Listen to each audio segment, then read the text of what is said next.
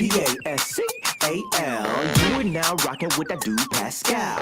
We be going wild, Haitian in the building, so original. Got the haters catching feelings. Get your hands up to the ceiling and keep them held high. Cause St. Louis isn't ready. Forget about it, goodbye. Hold up, we just saying hi. Five somebody, rise up. Weekdays, catch us live. Somebody, let's go. Good afternoon. Good evening and good morning, everybody. Welcome to the Pascal Show. Hope you guys are all doing well out there. Hope this show finds you in great spirits because another day above the earth is what? A blessing. Let's not forget that, y'all. Let us not forget that, all right? Especially when we see people that we used to look up to slowly go down the toilet. Let's keep it real, all right? This is a moment to be like, thank God I'm not in his shoes.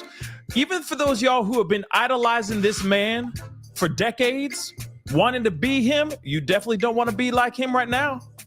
You most definitely don't want to be like Sean Diddy Combs right now. Okay? And that's facts. All right? So we got to get into some things. We got some things to talk about. There's a lot of stuff. Things being found while they were arresting him. Some new information allegedly about Cassie. Some background information about this.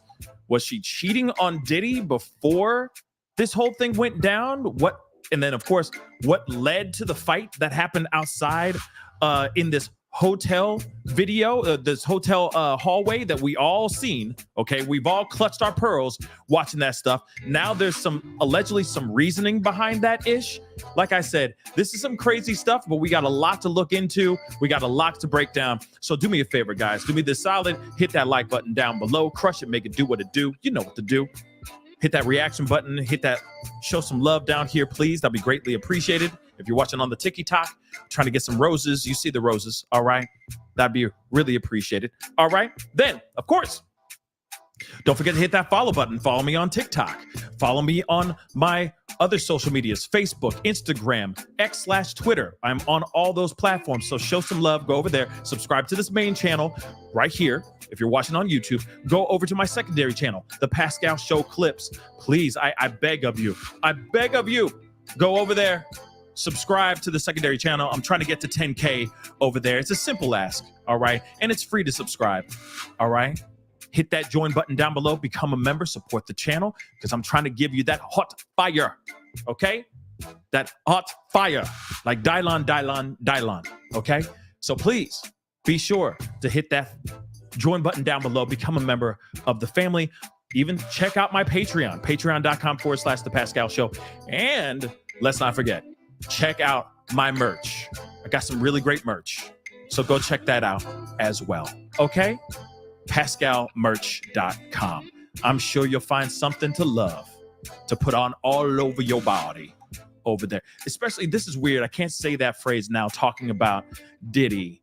You know what I mean? I can't say that phrase, the all over your body, because now it sounds like something else. I'm going to keep it completely a buck with y'all. All right. So I'm sure you'll enjoy something in there. Okay. Whilst you are reading the Bible and drinking Perrier. Okay, I'm sure you'll find something to love on PascalMerch.com. Let's move on, though. We got some things we got to talk about, y'all. And I'm telling you, the world is still just reeling over the situation with the diddler. Yes, I am calling him the diddler because I don't give a damn no more. Because he is most definitely 110% the diddler. Okay, and now he's going to be locked away. Hopefully, if justice is served correctly, he will be locked up in our own version of Arkham Asylum. Real talk. Or in our own version of Arkham. Okay? Because he is most definitely the diddler. He has been out here hiding in plain sight, loving every minute of it. Loving every minute of it. He really has been. Real talk. He's been loving every minute of it. Yes, I said the diddler, and I don't give a damn. Except the funny thing is he's not real punny. He hasn't been really throwing out any riddles or rhymes. Well, he has been doing rhymes, but he hasn't been doing riddles within the rhymes. You feel me? Unless we deep dive into his lyrics. Yeah. Yeah. That's really his lyrics. So, ew. If you really think about it, in the context of what we're talking about here, yeah. Sounds kind of gross now. Kind of threw up in my mouth a little bit there. Oh my God.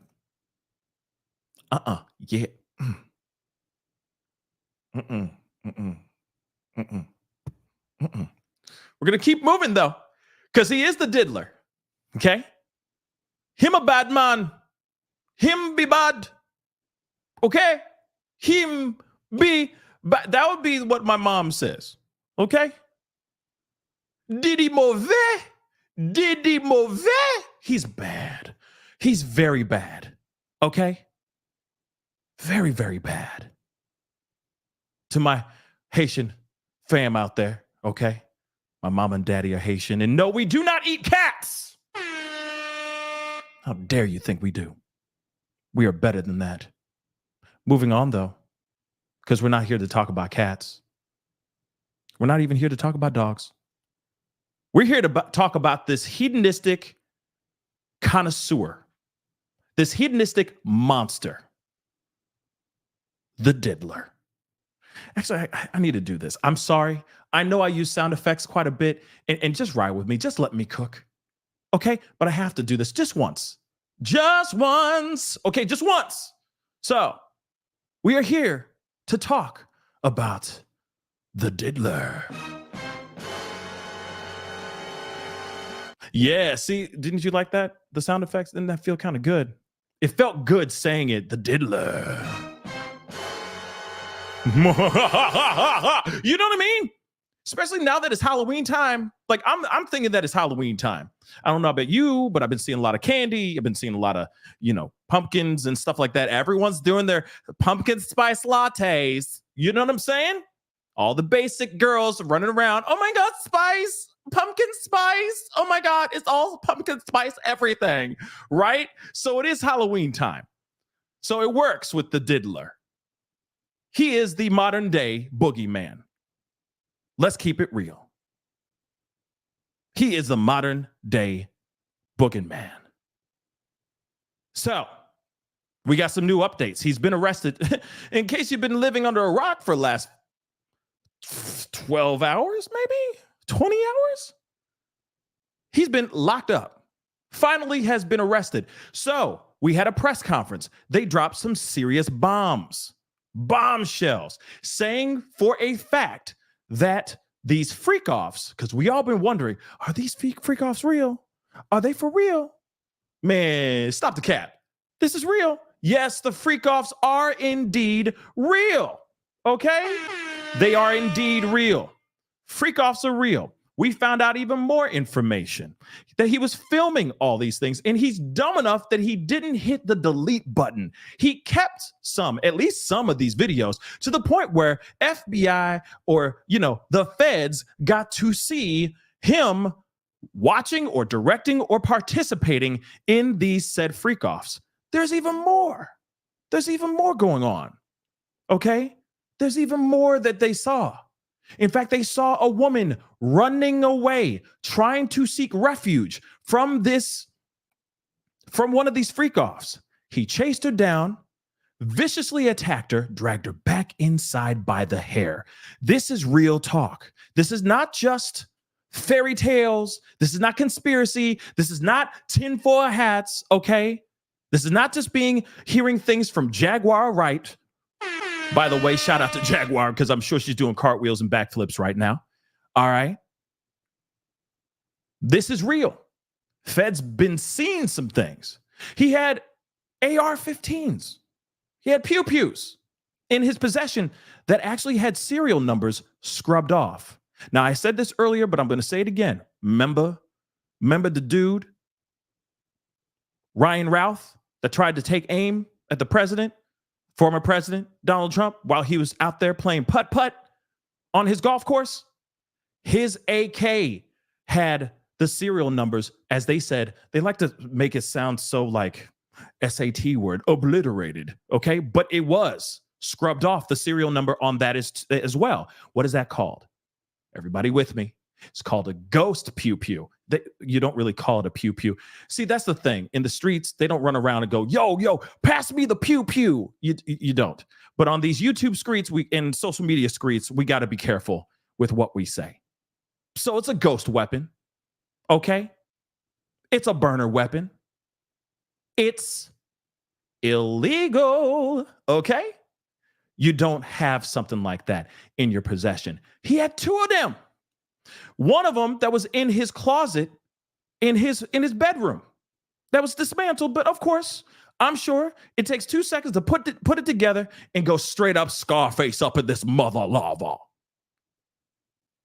There's so much more. We find out now that he had associates helping him put together this whole thing, these freak-offs, that they would help set it up, break it down, clean up if there's any need for But if there's any need for cleanup, there's even moments where there's accounts where he would go to staff of these hotels because he would have these elaborate freak-offs.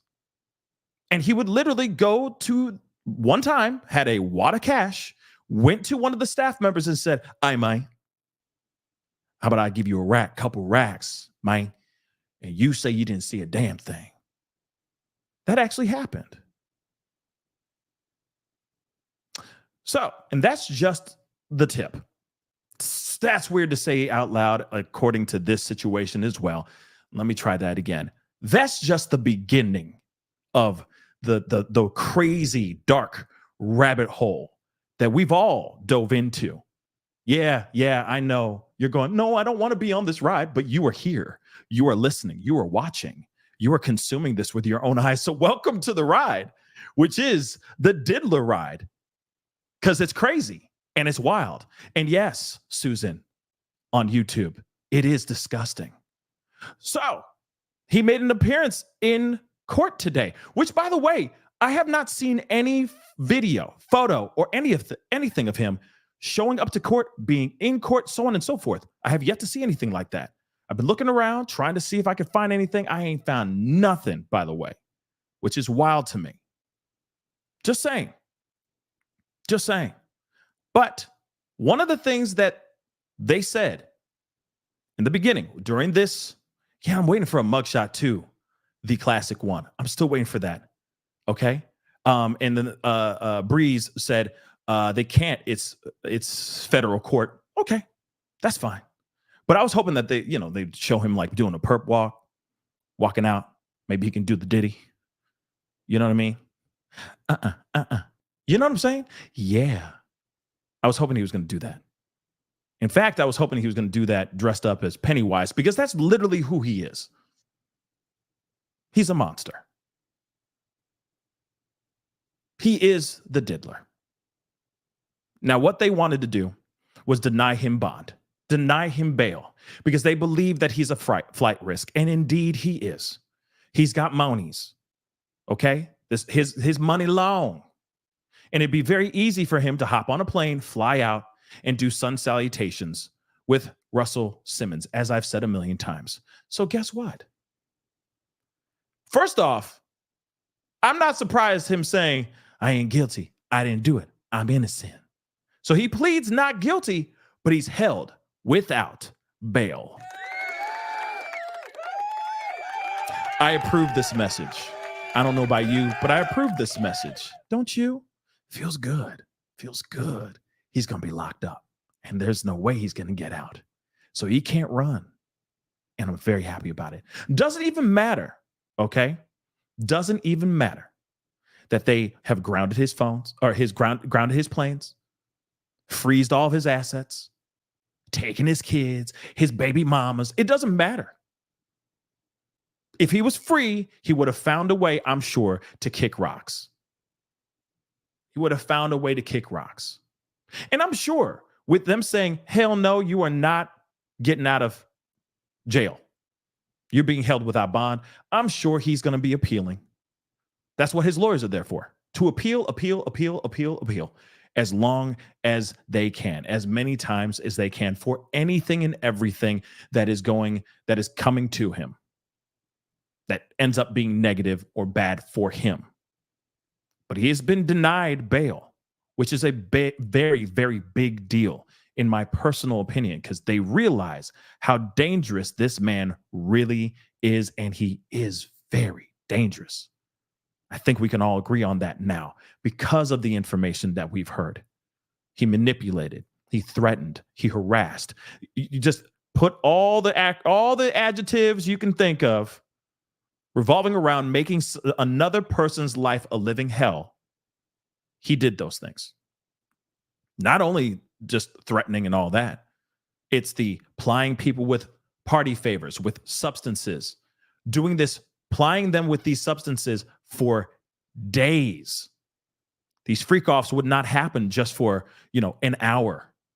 They would happen for days, guys. For days.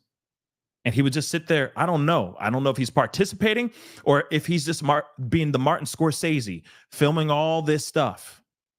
Then the other question I still have to have answered, I'd like to have answered, is what was that content really for? Was it for somebody? Maybe some dark underbelly ring of some sort? Or was it only just for his own souvenirs?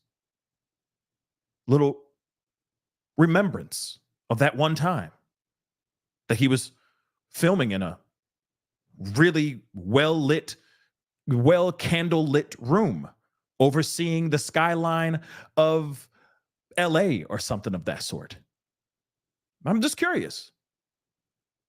Days, y'all. Days. Pretty wild stuff, guys. So let's take a look at this article.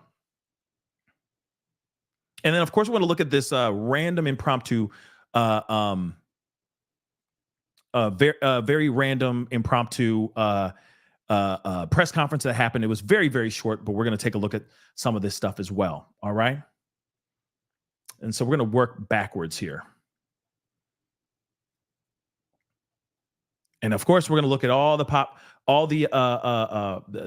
recent updates. Excuse me. We're going to look at all the recent updates and all that as well. Okay. So I'm going backwards just so you guys know, because some of y'all be like, well, that's old news. I already know. Okay. Hold on. I already know. Like I said, we're working backwards. So Diddy just pled not guilty to all the charges against him. Are we surprised? He says, I'm an innocent man. I found God. I went to rehab. I found therapy. I'm just a man. I ain't perfect, but I'm trying to be better. So maybe he's still going with that. The embattled mogul made his initial appearance in federal court today, okay, in lower Manhattan, where he entered a not guilty plea as expected. The more pressing issue for Diddy was whether or not the judge would let him out on bail. Diddy offered to fork over a staggering $50 million as a bond. Woo, baby. Now, he wouldn't pay that amount in cash. Instead, he offered his $48 million Miami mansion and his mother's home as collateral. So he said, take my house and my mama's house. And I'm sure his mama's like, wait, Sean. He's like, shut up, mama. My house, her house. What's you say? Of course, they said no. And he was willing to wear a GPS monitor and limit his travel to South Florida and the New York City area. Man, see, now here's the thing. He's like, let me throw in my house. Let me throw in my mama's house. Shut up, Ma. I'm gonna give you my mama's house.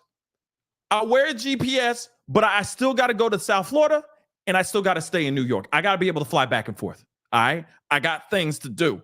All right? Really? Really?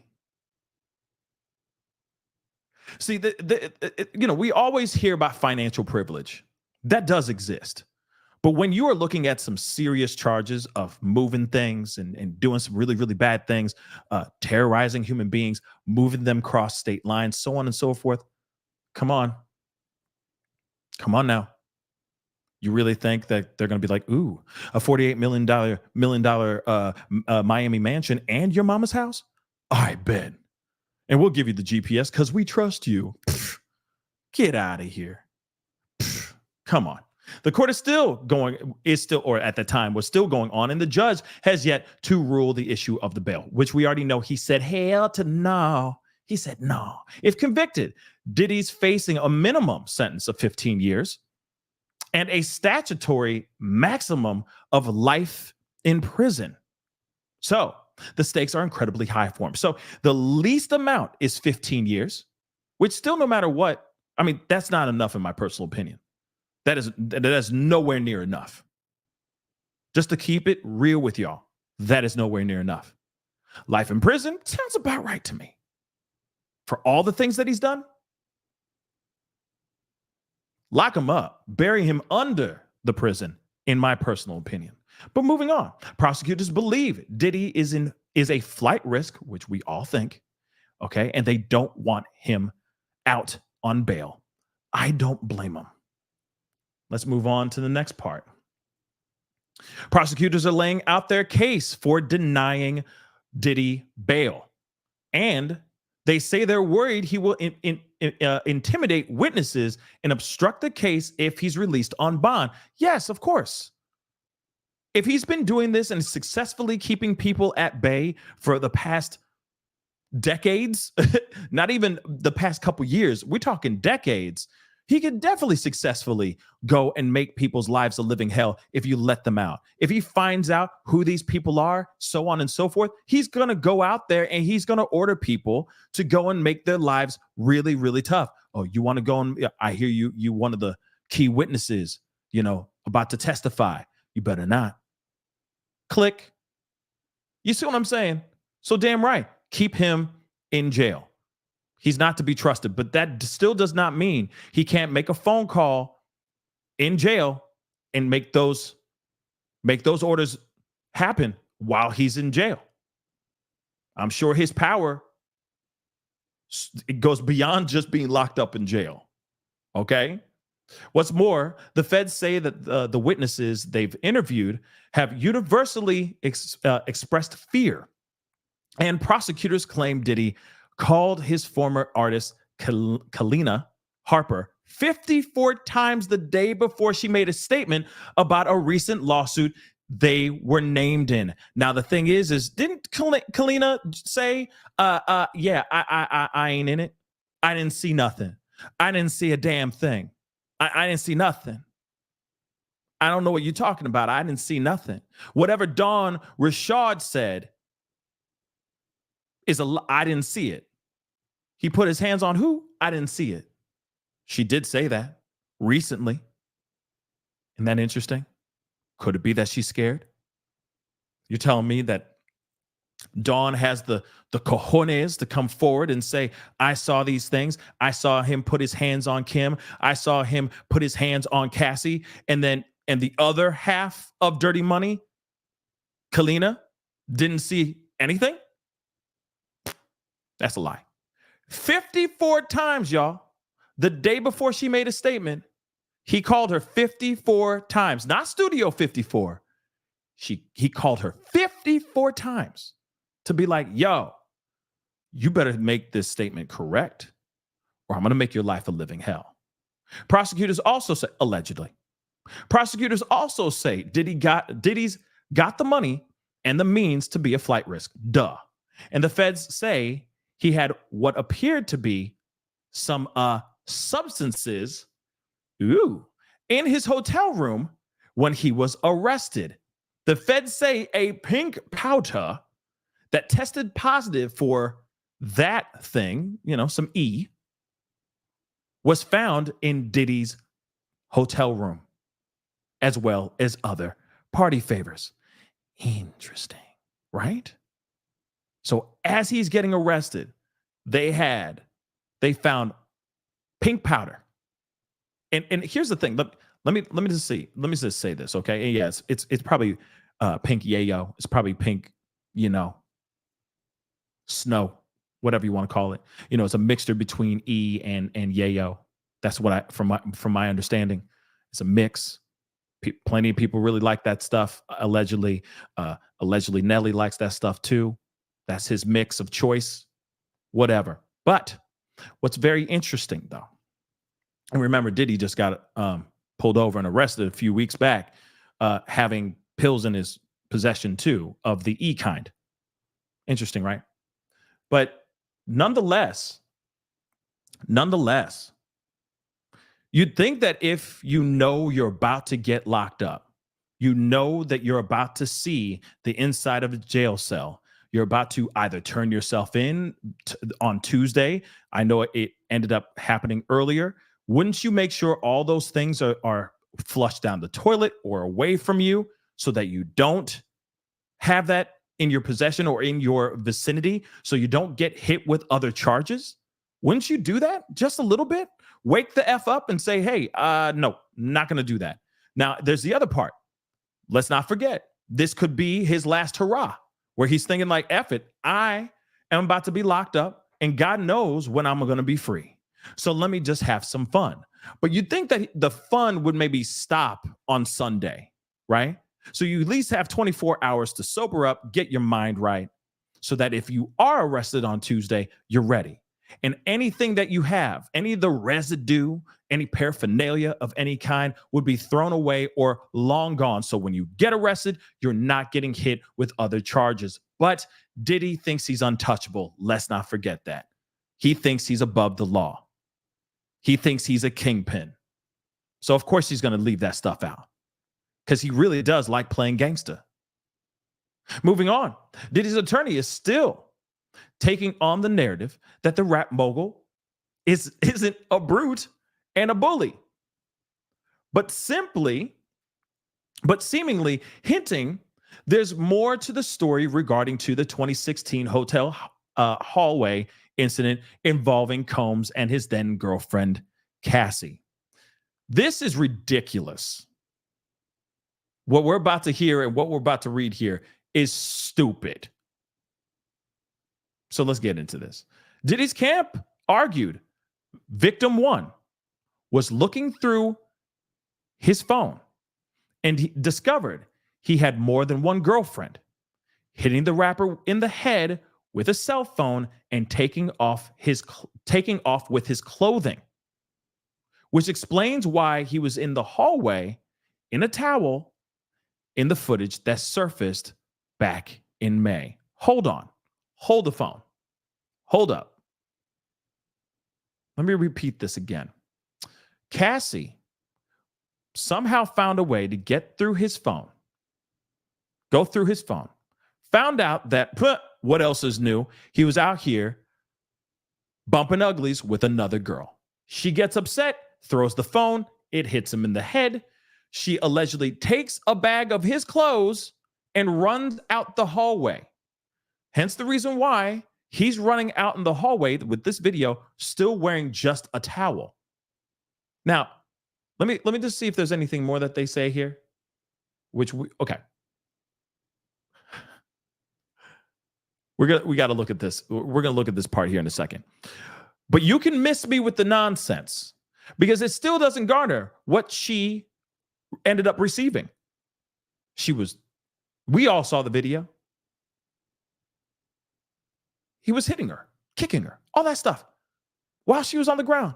Doesn't matter. Keep your doggone hands to yourself. Let's keep it real. Keep your damn hands to yourself. But he was actually using his feet while she was down, like she was a soccer ball.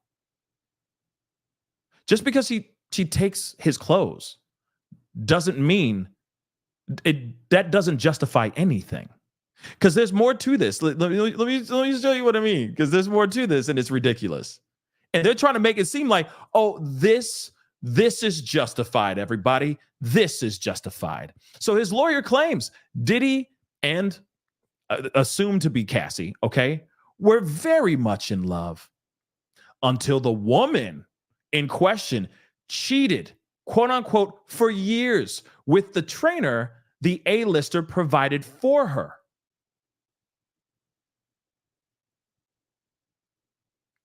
So he's claiming, or at least his lawyers are claiming, that Cassie was cheating on him with her now husband.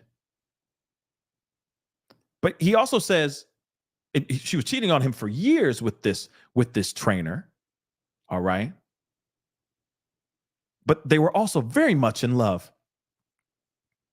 Does it still justify the things that Cassie went through? And if you go, well, then you need to talk to somebody. You need help. Because the answer should be a passionate, hell no, she doesn't deserve this at all. It doesn't garner and it doesn't justify anything that we've heard or seen as of late. Doesn't matter if she was cheating. Be the bigger man and say, okay, hope you're happy. Deuces, and leave. Get the F out. Be done. Part ways. But clearly this woman was, if she was cheating, she was trying to find a way to get the hell out. And she may have been trapped, but she was very unhappy with the relationship, of course, and was in very much in danger. And she probably was reaching out, trying to find some semblance of refuge away from this monster called the diddler. Come on, guys. Okay? So, miss me with the nonsense, which we already know the physical trainer, her husband now, is Alex Fine. And they share 2 kids together. Fantastic. I'm happy that she has moved on and has found happiness. Diddy's lawyer claims his client is, which we already know, is not a perfect person. I'm not a perfect man. I'm just trying the best I can to do better. I found God. I found rehab. I found therapy. I'm just a man, right? Though found himself in quote unquote toxic relationships, but claims they were mutual. However, earlier in court, it was suggested that Diddy wrote a large check to an ex for 10 years. It's unclear who received the payment and for what reason. All right. So here's the thing. You're telling me that every single relationship you have is toxic? There might be a problem with you and not the actual relationship itself. You might be the common denominator of the problem. Let's just be real. You can't sit there and go, every girl you date is just crazy. No, there's something wrong with you, homie. The common denominator is you. Why are all my relationships so toxic? I don't understand. All of them crazy. Maybe you're the one who's crazy. Maybe put your hands down. Keep your hands to yourself. Quit plying the women that you claim to be very much in love with. Quit plying them with chemicals, with substances, and making them receive a train of male pros. Just saying. Quit cheating on them 1,000,000 times over as well. Like the freak-offs aren't enough, right? Like the freak-offs aren't enough to make somebody want to, I mean, talking about toxic relationships, freak-offs are enough. But if you on top of that are putting your hands on them and then also cheating on them and then threatening their lives, etc., oh my God, baby. The common denominator is you, diddler. But let's move on. Like I said, this is crazy. Crazy. So, like I said, we're leading up to present, more up to dates. Okay. So, judge denied bail for Diddy, who will remain in custody, which fantastic news, which we already know. His lawyer spoke outside the courthouse after Diddy was denied bail. He says they will continue to fight for Diddy and continue to fight to get him out of jail. The judge told the court, I thank your family members for coming, but I cannot release him. Boom. Diddy's sons, Christian and Justin, were inside the courtroom at the time. And see, here's the thing. I'm hoping that these kids, his sons, are learning from his actions, are learning from this situation. Do not do as your father does. Learn from these mistakes. Learn from these unbelievable, egregious, deplorable things that he's done. Treat people with respect. Don't treat other women just because you live with copious amounts of money and fame and name. This is an opportunity for Christian, Justin, and any of his other kids to turn the Combs name around in a positive. It might take some time to build it, to rebuild it, because your father just demolished the name, but there's still an opportunity for you guys to write this course and do good and do right, because everybody else is going to be side-eyeing you too, because now they're going, is this generational? Are they doing the same thing to their girls or to their significant others? Are they having their own mini freak-offs too? Did these kids know about these freak-offs? Were they invited to these freak-offs? Or are they just as much in the dark as all of us until just recently? Obviously, I don't think that's the case. I think they've been known. But at the same time, this is an opportunity to do right. And I'm hoping that they do, right? But let's continue on. Diddy's lawyer is determined to see the rap mogul out from behind bars. We caught up with him outside the courthouse in New York City, where he vowed to keep fighting until Combs is a free man. Though Diddy was denied bail in court Tuesday, his attorney is feeling confident heading into the bond appeal or bail appeal, noting it will be a different judge for that particular hearing. I don't think it's going to change anything. So we'll take a look at the press conference here in just a minute. All right. And again, look at that. That's crazy, right? That's crazy stuff. Diddy denied bail. There's so much. And you can miss me with the nonsense of him actually saying that, oh no, the reason why she got attacked that way in that video is because she threw a phone and it hit me in the head. And then she took my clothes. So I had to go and stomp her down. He was curb stomping her. Are you kidding me? So that justifies your actions? Like I said, keep your doggone hands to yourself. Keep your hands to your doggone self. Oh my word. But let's get into this, okay? And I see a bunch of y'all in here. Thank you so much for showing the love, being here, part of the conversation. Please, if you're watching on YouTube, I see over 1,300 people watching the show right now, and that's amazing. I appreciate the energy. Please hit that like button down below. Please, let's get it past 1,000 likes. Let's get a 1K.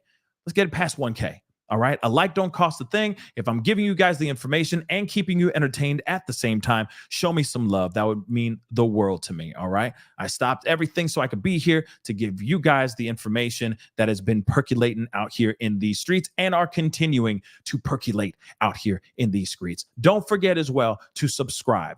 Subscribe. Check out my secondary channel. Please go over there and crush that subscribe button over on my secondary channel, The Pascal Show Clips. Subscribe there. I'm trying to get to 10K. Well, that's the start. That's the first one. We're trying to get to 10K. So please, we're almost there. We're past halfway. So let's get to 10K over there. Hit that subscribe button on that secondary channel, but be sure to subscribe here, of course, too.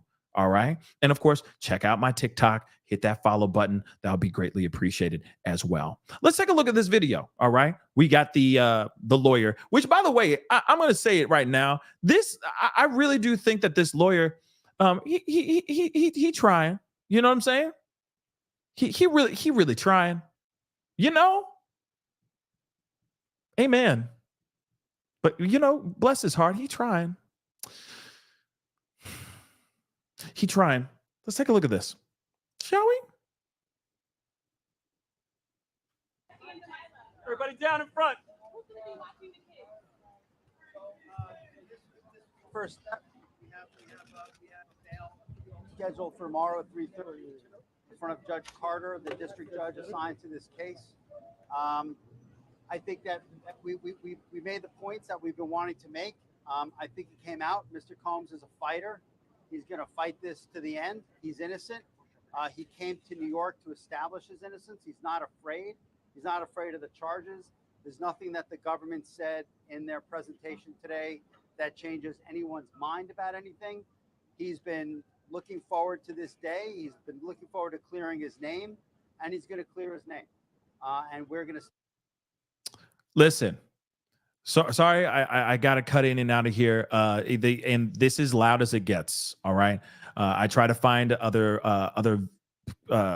angles of this, and this is the best I found so far of this live random impromptu press conference. And if you can't hear it, you're going to be, you got to go over to my channel on YouTube if you're watching on the TT. But don't worry, stick around here. I'm going to be breaking it down. But this guy is literally saying that, oh yeah, you know, he's innocent. He's excited. He can't wait.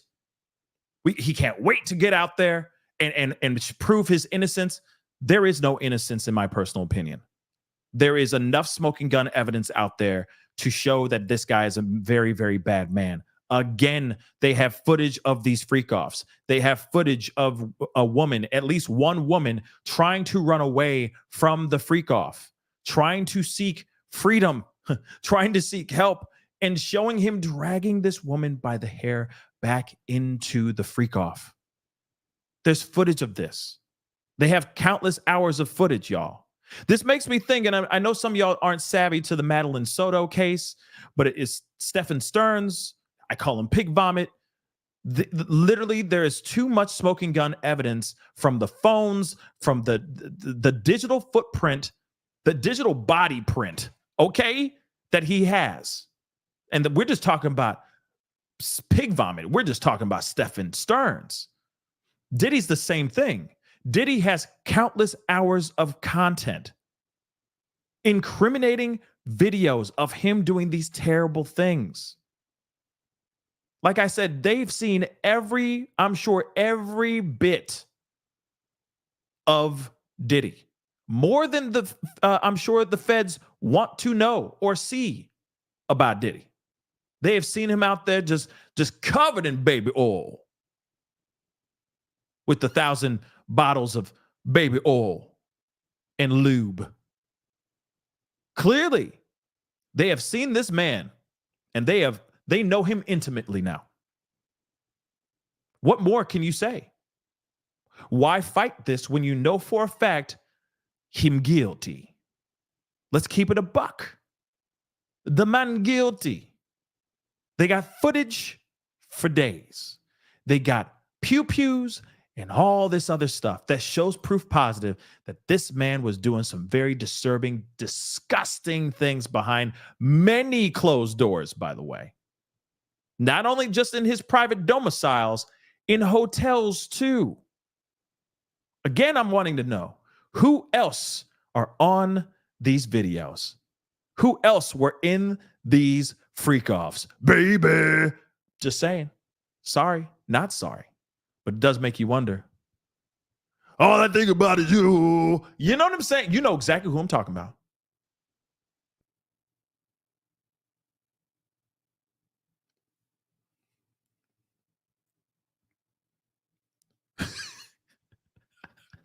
Think about it. Your kiss, yours eyes. You know what I'm saying? You know exactly who I'm talking about. Think about it for a second. Take your time.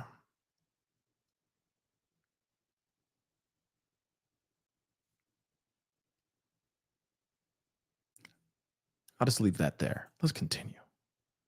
Stand by his side as he does. We believe in him wholeheartedly. He didn't do these things. This was a 10-year relationship. There's no coercion. There's no crime. There's basically just, someone who brought a civil case and now is finding themselves as a witness in a criminal case. And we're going to fight this case with everything we have, as is he. And eventually he's going to be shown to be innocent. And so tomorrow we fight again, and we'll fight every day until we don't have to fight anymore. You're going to fight till you die. That's what I think. That's exactly what's going to happen, because you're going to sit out there fighting and you're going to be doing appeals after appeals after appeals after appeals after appeals, because he's going to be found guilty. Unless there's some sort of piece of information or some sort of anything that shows that he didn't do any of this, which is a point, not even a percentage of a chance. They have footage. They already have everything they need. We're going to be going into the court documents as well, or the indictment documents as well. We're going to see the documents, the stuff that they have against this man. The man screwed, though. Him screwed. Like I said, Diddy mauvais. Hey, he in trouble because he's bad. He did very bad. Okay? Diddy mauvais. Let's continue on. I don't know. The question is, why did it happen last night instead of today? I don't know the answer to that question. I just want to make one point very clear. We have no power. All we can do is show good faith. He got on a plane and he came here. And if he stayed here for 1 day before the case started, for 1 year before the case started, he was going to stay as long as he needed to stay. It ends up being only 12 days. That's fine. That's what the government wanted to do. The government didn't want him to turn himself in. He came here to turn himself in. Why doesn't the government want him to turn himself in? Because then they can't ask for detention. So they go and they arrest him. They arrest the guy who came to New York to turn himself in. But we are going to make all these points again tomorrow, and we'll make it as much as we can until we get him out. Now, this is very interesting, okay? Now, no matter what, doesn't matter if he was going to turn himself in today and they arrested him yesterday instead of actually letting him walk in today. It doesn't matter. The inevitable was coming. He knew he was going to get arrested. The inevitable was going to happen. But let's not forget this. There is a possibility that 5-0 wanted to make a fool out of him. Seriously. They may have said, no, we're going to make a public display of him by arresting him in public and not allowing him to walk in to the precinct and turning himself in. Forget that. We're not going to give him that privilege. This man, a monster. That's possible. That's very possible that he did that. That he's like that, or that 5-0 decided to do that. Make an example of him. Make him look, tarnish the brand, tarnish his look as much as they can. Forget you for doing what you did. Just saying. That's a possibility. But at the same time, it doesn't matter. Law enforcement shouldn't look at this and go, or sorry, the court and the judge shouldn't look at that and go, yeah, that's kind of mean. Yeah, we'll give him bond. No. This man is still a danger to society, to the people who are going to step forward and speak out. They need to feel safe. It takes a lot of cojones to step forward and speak out against someone like him. He's also a flight risk. He can hop on a plane, do whatever he can to get the hell out of Dodge. That's still a possibility as well. Keep him locked up. It doesn't matter that they moved it 24 hours early and surprised him at the hotel lobby. Doesn't matter. He is a monster. They needed to get him in there as quickly as possible, and I'm happy that they did. In fact, I don't care. I'm happy about the public display. Because let's be real. As much as he sits there and says, oh, I'm innocent, I didn't do anything. Well, you've been lying to the general public for decades, trying to come off like you've been like this good man and you've never done anything bad, so on and so forth. No, that's a freaking lie, y'all. That's a bold-faced, mother-loving lie. He got what he deserved. They're not going to give him the bond. They're going to deny this appeal. Doesn't matter if they do it again tomorrow and they do it again the next day.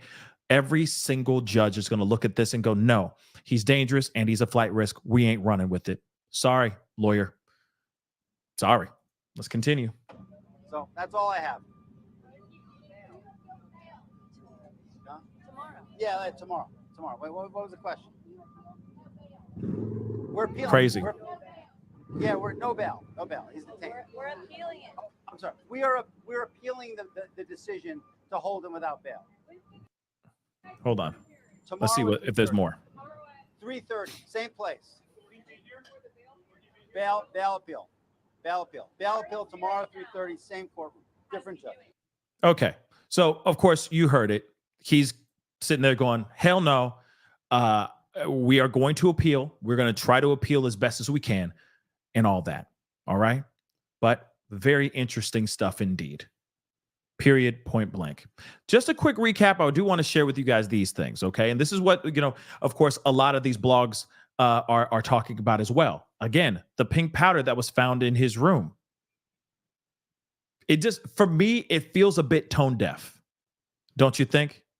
And let me say this too. There is a good possibility that he literally said, this is going to be my last hurrah.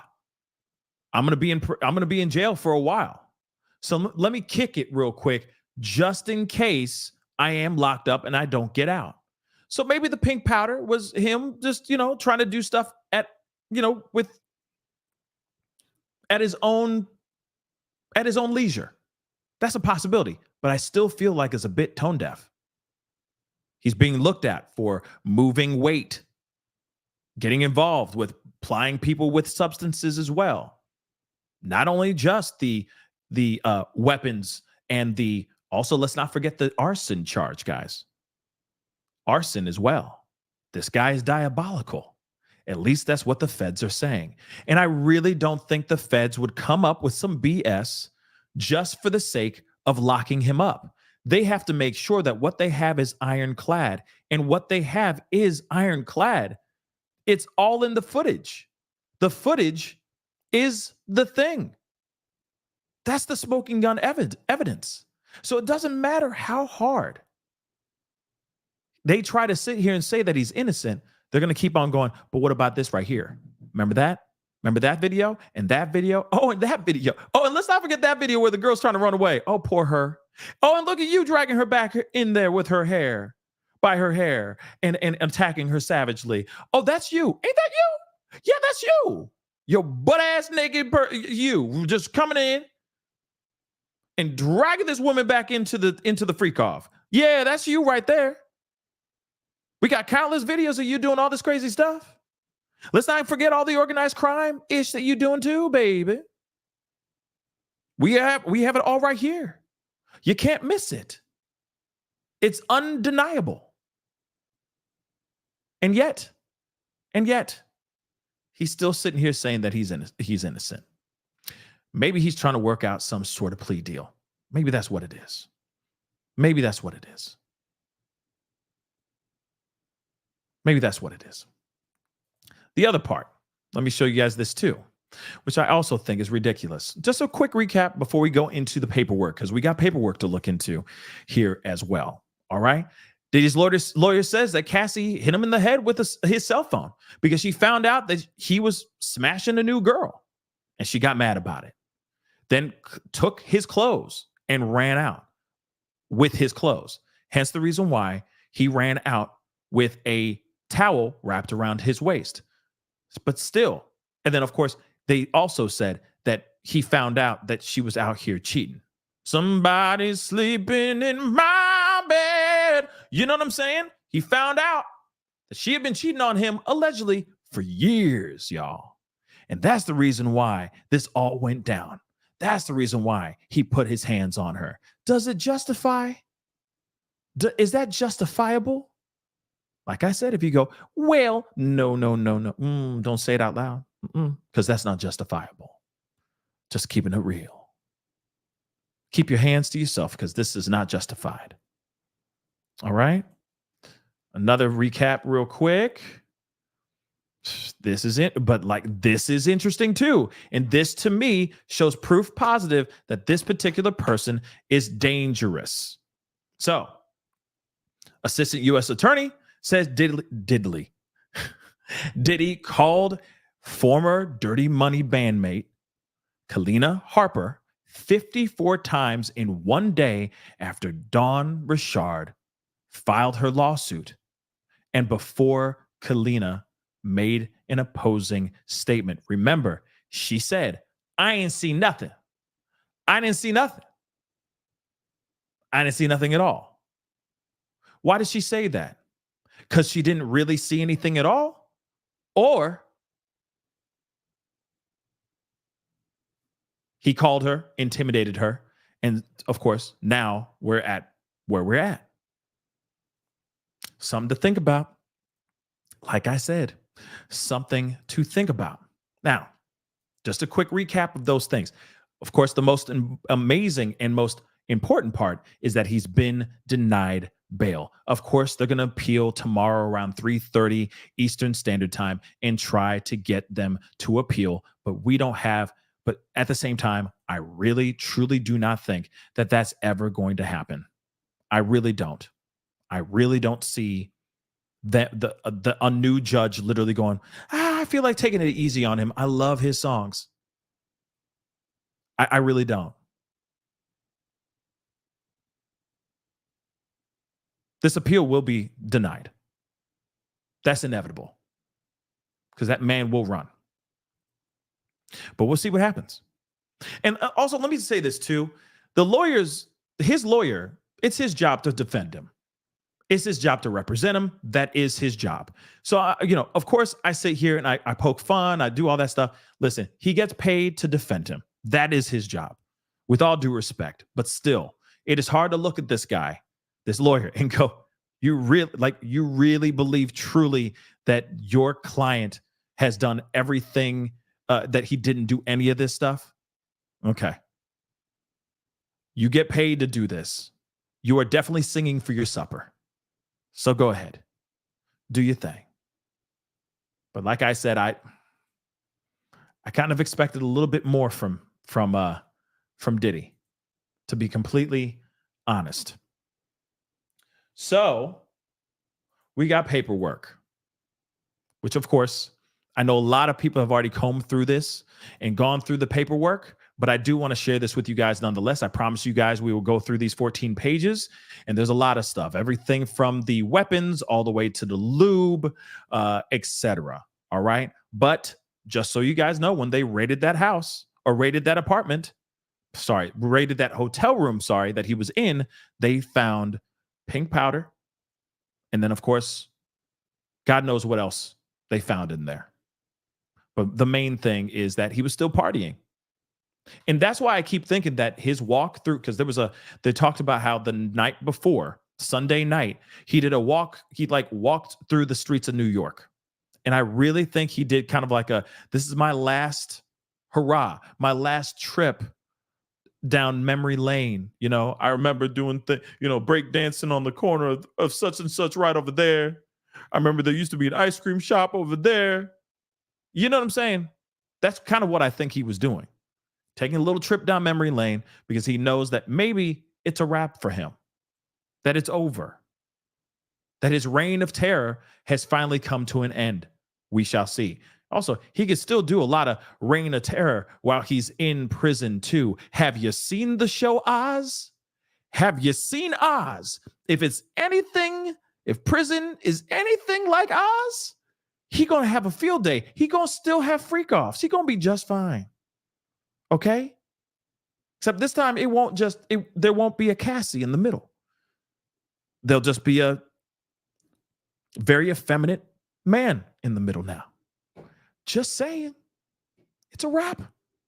And if you haven't seen Oz, it's a great show. Go check it out. But still, damn. It's diabolical. If prison is anything like that, oh my God. Yeah, there's no lube, just spit. Oh.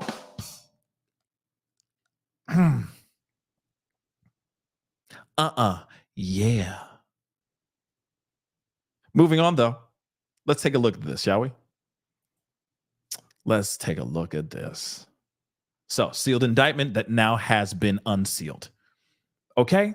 The grand jury charges for decades Sean Combs, which has many, many names, even Love. Ain't that not fitting at all? Oh my God. The defendant aided, threatened, and coerced women and others around him to fulfill desires of the sexual kind. Let me blow this up a little bit more. Okay. There we go. Now that's a little bit better. All right. Protect his reputation and conceal his conduct. To do so, Combs relied on employees' resources and influence of the multifaceted business empire that he led and controlled, creating a criminal enterprise whose members and associates engaged in and attempted to engage in, among other crimes, trafficking, forced labor, taking, we got to use code words, arson, bribery, and obstruction of justice. Combs, the defendant, we got to jump through all these acronyms because there's so many or not acronyms. There's so many nicknames for him. Okay, he can't make up his mind. You Diddy, you Puff Daddy, you P Diddy. Who the hell are you? PD, you Love. Who the hell are you?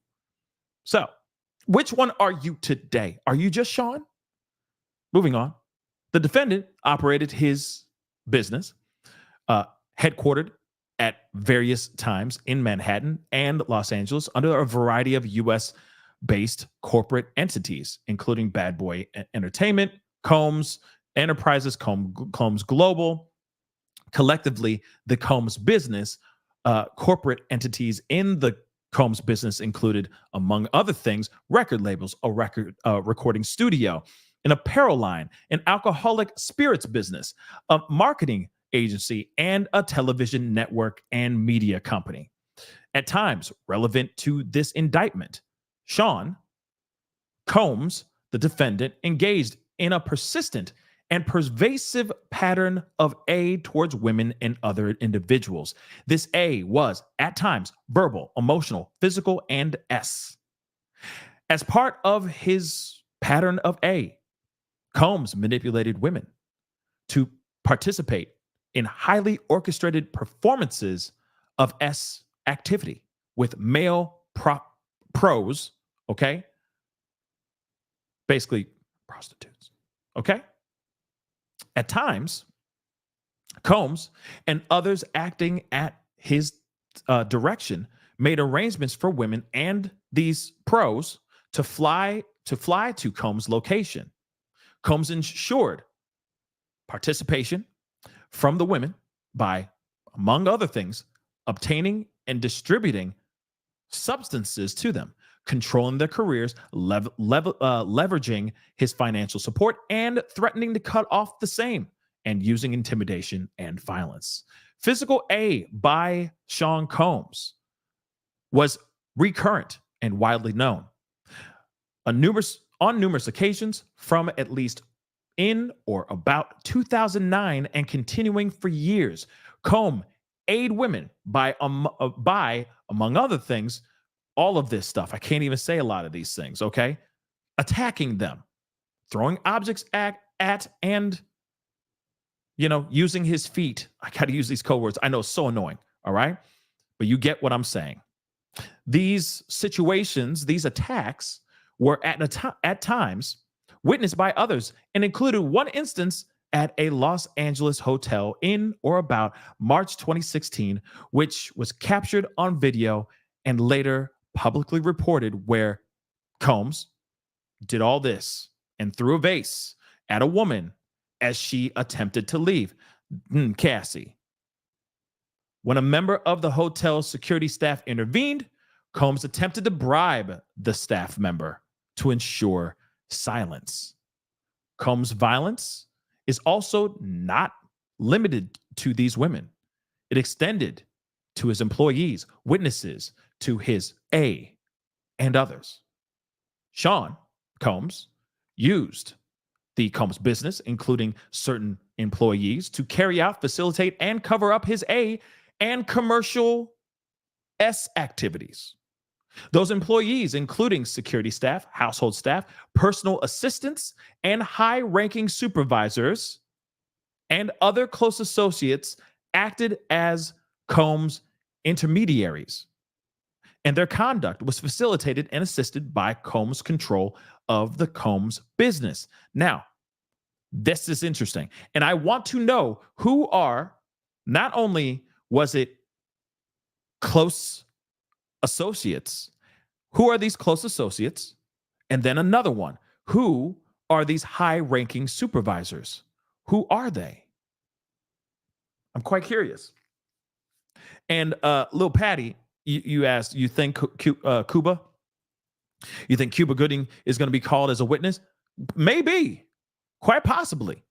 He's been mentioned in these papers. He's been mentioned in these documents from Lil Rod's court documents and lawsuit. So yeah, he got some splaining to do. And you got to remember too, there's going to be people that are looking at like a small amount of time, And then there's going to be people who are looking at a possible, who are associates of his that are looking at a long amount of time. And you got to be very careful on, I feel, you're going to have to be very careful on the people who are actually looking at a long time, because they're willing to squawk and say anything so that they can get a reduced sentence. The people who have a smaller sentence might be willing to tell the truth, say what what really went down so that they can get a reduced sentence. That's just what I think. Some might squawk who are looking at a bigger sentence because they're telling the truth, but I feel like you got to be careful. Some are going to be like, I'll say anything so I can be free. So you got to be careful on that. There's still a good, strong possibility of that too, right? That people will just say whatever they can so they can get 5-0 off their back so that they don't look at some serious time too. But I'm still wondering who these close associates are. And of course, who are these high-ranking supervisors? I'm sure the list is very, very interesting. Let's continue on. The Combs enterprise, for at least in or about 2008, through on or about the date of the filing of this indictment, Diddy and others known and unknown were members and associates of a criminal organization. In parentheses, they say the Combs enterprise, or quote unquote, the enterprise. Members and associates of the Combs enterprise engaged in and attempted to engage in, among other activities, STing, forced labor, interstate transportation for purposes of prose, coercion, and enticement to engage in prose, substances offenses, taking of people, arson, bribery, and obstruction of justice. The Combs enterprise, including its leadership, its members, and its associates, constituted an enterprise as defined by Title 18, blah, blah, blah. That is a group of individuals associated in the fact, although not a legal entity. The Combs enterprise consisted of Combs, the defendant, entities within the Combs business, including but not limited to Bad Boy Entertainment, Combs Enterprises, and Combs Global, individuals employed by and associated with Combs business, and others known and unknown. The Combs enterprise constituted an ongoing organization whose members functioned as a continuing unit for a common purpose of achieving the objectives of the Combs enterprise. The Combs enterprise was engaged in, and its activities affected interstate and foreign commerce. Whoa! Like I said, it was overseas and interstate as well. Very interesting. The Combs enterprise operated in the Southern District of New York and elsewhere. At all times relevant to this indictment, Combs was the leader of the Combs enterprise. Yep, he was leading this whole thing. Like I said, he is like Joker. So Combs and others, known and unknown, participated in unlawful and other activities related to the conduct of the Combs enterprise affairs. These individuals included certain Combs business employees, such as members of Combs security staff, household staff, personal assistants, and high-ranking supervisors, as well as other close associates of Combs. Purpose of the Combs enterprise. The purposes of the enterprise include the following: operating a global business in the media, entertainment, and lifestyle industries, including, among other things, record labels and a recording studio, an apparel line, and we already know about all this, marketing agency, his alcohol brand, his TV and media company as well. Preserving, protecting, promoting, and enhancing the power, reputation, and the brand of Sean Combs as a musician, an entrepreneur, and a figure in the entertainment industry. Enriching members and associates of the enterprise, including its leader, Combs, and in particular, those who demonstrated loyalty to Combs and willingness to conceal his crimes. Preserving, protecting, promoting, and enhancing the power of the Combs enterprise, including the power of its leader, Combs, through violence, use of pew-pews, threats of violence, coercion, and verbal, emotional, physical, and SA. Fulfilling the personal desires of Combs, particularly those related to Combs' sexual gratification, including through the exploitation of women and the use of commercial workers, enabling Combs and others and other members and associates of Combs, of the Combs enterprise, to engage in unlawful acts of violence, including sexual violence, trafficking, forced labor, interstate transportation for purposes of prose, coercion, and enticement to engage in prose, substances that were distributed, and other crimes, and concealing the commission of such acts, securing absolute loyalty from members of the Combs enterprise, including through acts of violence and threats, and protecting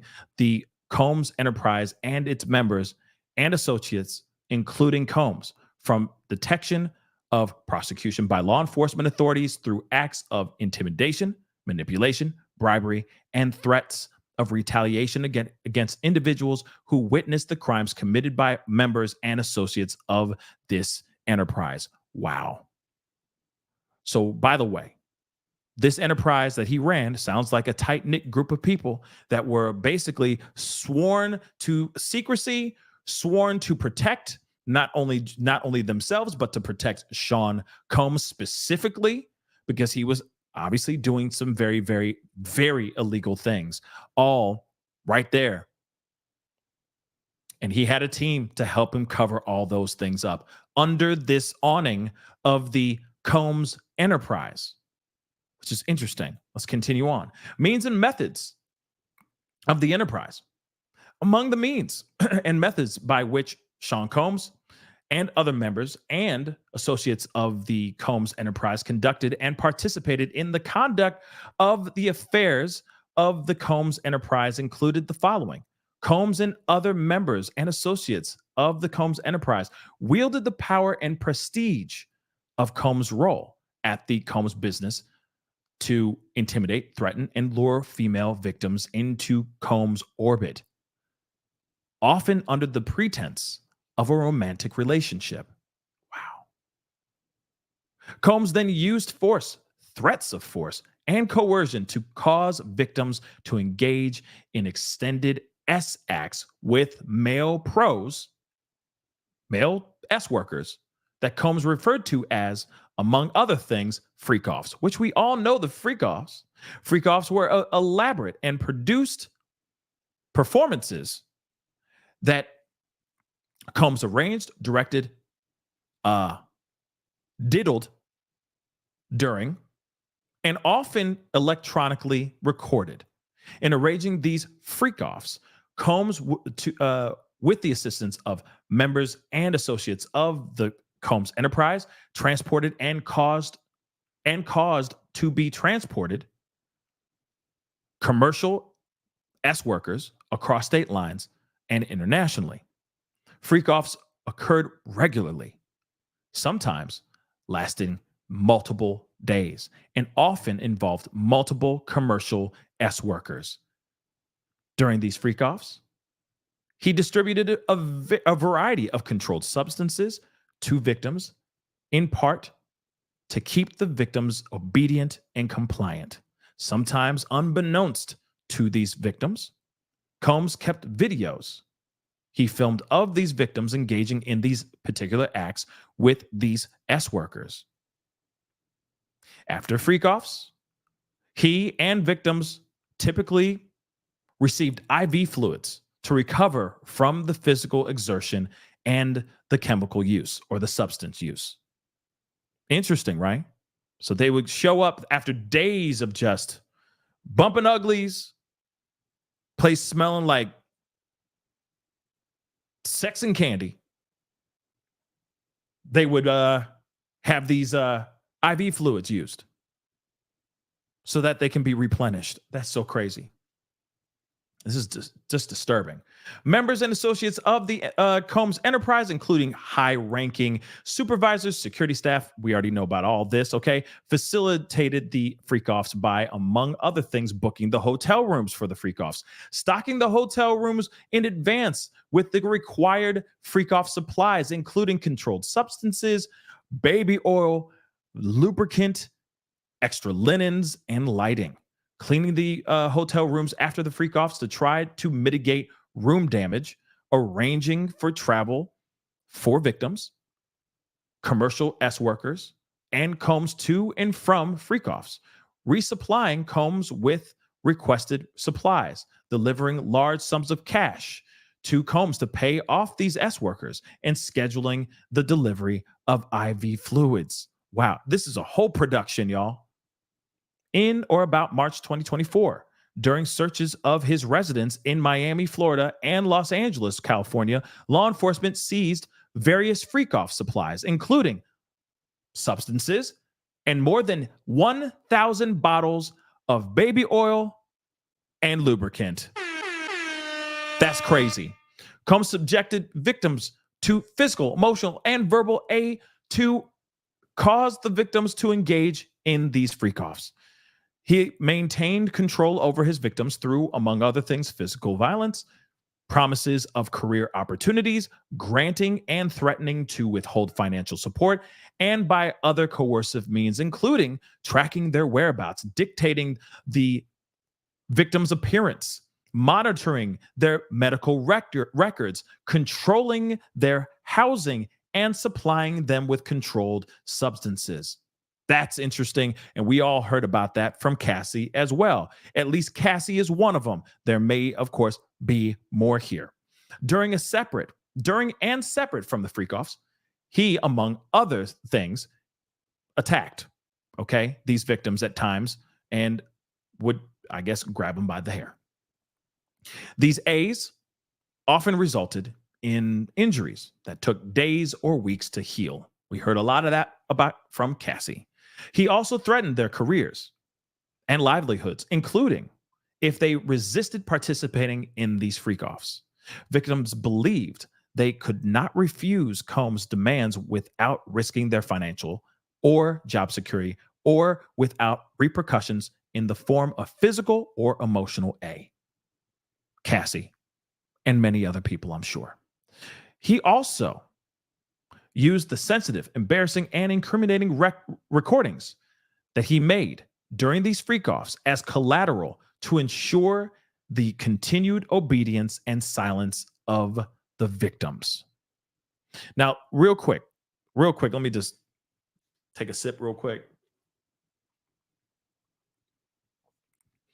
because we're halfway through, but I do want to say this too. Maybe that's the reason also I didn't think of this, and I need to point this out really quick. This may be the reason why he also still had recordings of these freak-offs, because he still had it as collateral. He used it as blackmail for any person. And I'm sure a lot of these people were scared to speak out because they were part of these freak-offs. Like you got Aubrey O'Day, who finally spoke out, right? She's like, man, I'm feeling validated, right? She's like, I'm feeling the validation. Finally, I'm being vindicated. Finally, you guys are starting to believe what I've been saying for years. And in my mind, I'm thinking maybe she hasn't spoken out like that because maybe there's footage of her that he has dangling over her head, that she's a part of these specific freak-offs. And he filmed it and it's out there, or he has possession of those things. So you see what I'm saying? So it could very well be that reason why too, that he has like all this footage of these freak-offs, because he's using it as leverage. But at the same time, I think he's a dirty one. Like I said, he mauvais.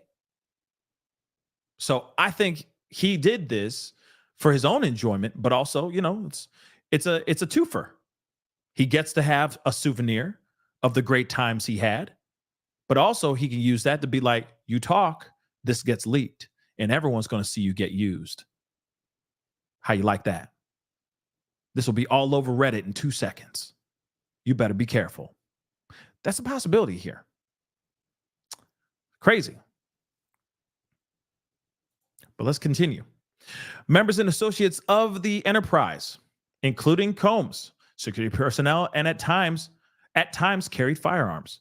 On more than one occasion, he himself carried or brandished these pew-pews to intimidate and threaten others, including victims of and witnesses to his A. We already know that part too. In or about March of 2024, during searches of his residence in Miami and in Los Angeles, law enforcement seized firearms and ammunition, including 3. I thought they said 2, but this is a correction. They found 3 ARs with defaced serial numbers, which of course is no bueno, kids. That means he's up to some sort of criminal activity, as well as a drum machine. I don't know what that means. What's up with the drum machine? You mean like an 808 or something like that? One of those, MPCs or whatever the hell they're called? What's up with the drum machine? Okay, they put that in there. I don't know why. That's a little bit weird. Was he making beats while these freak-offs are happening?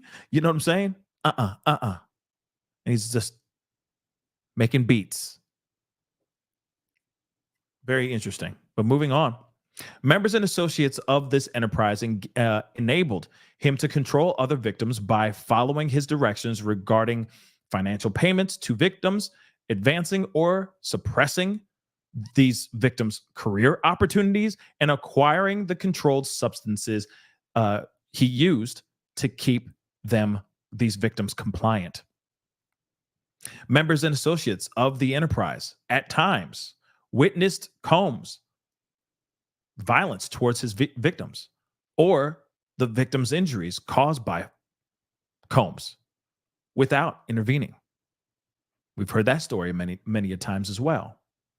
Instead, members and associates of the enterprise helped conceal the violence and by, among other things, assisting him in monitoring and preventing victims from leaving locations such as hotels or Combs' residences. These occasions included instances in which a victim was required to remain in hiding, sometimes for several days at a time, to recover from injuries that he did to them without being publicly observed. Members and associates of the Combs enterprise also assisted him in locating and contacting victims who attempted to flee his monstrous activities and his monstrous attacks. When employees witnesses to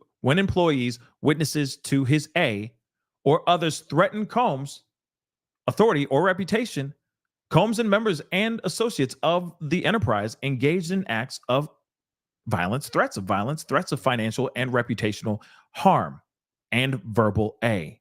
These acts of violence included taking and arson. So I'm wanting to know what's up with this arson. In addition, on multiple occasions, Combs threw both objects and people, as well as attacked and did all these things. Physical harm on people. When Combs' authority or reputation was threatened by the possibility of negative publicity or legal or law enforcement action against him, including in or about late 2023, following public allegations of his crimes, he and other members of this enterprise pressured witnesses and victims, including through attempted bribery, to stay silent and not report what they experienced or knew to law enforcement. On phone calls, Combs and other associates of this enterprise, among other things, provided these victims and witnesses with a false narrative of events in an effort to conceal his crimes. He caused these calls to be recorded on at least 2 different occasions. So, racketeering conspiracy. For at least in or about 2008 through on or about the date of the filing of this indictment, Sean Combs and others, known and unknown, being persons employed by and associated to this enterprise, described in paragraphs 6 through 12 of this indictment, an enterprise engaged in and the activities of which affected interstate and foreign commerce, knowingly combined, conspired, confederated, and agreed together and with each other to violate the racketeering laws of the United States, to wit, Title 18, this whole thing, that is to conduct and participate directly and indirectly in the conduct of the affairs of the enterprise through a pattern of racketeering activity as that term is defined in Title 18. And this consisting of multiple acts involving taking, chargeable under the following provisions of state law, California Penal Code such and such. Multiple acts of arson, multiple acts involving arson. I'm going to repeat that again. Multiple acts involving arson. What's up with that? Chargeable under the following provisions of state law in this penal code. Multiple acts of bribery. Multiple acts of bribery. Multiple acts indictable under Title 18. Relating to tampering with a witness, victim, or an informant. Multiple acts of indictable under Title 18 again, relating to forced labor. Another one relating to trafficking.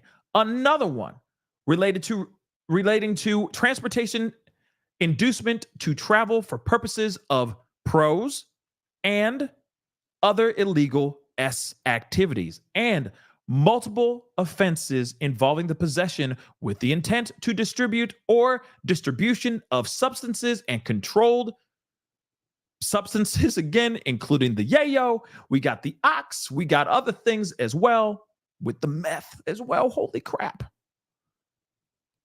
Wow. We got the Ketty. Holy cow. Distribution and possession with intent to distribute and conspiracy to do the same. Aiding, abetting, and willfully causing.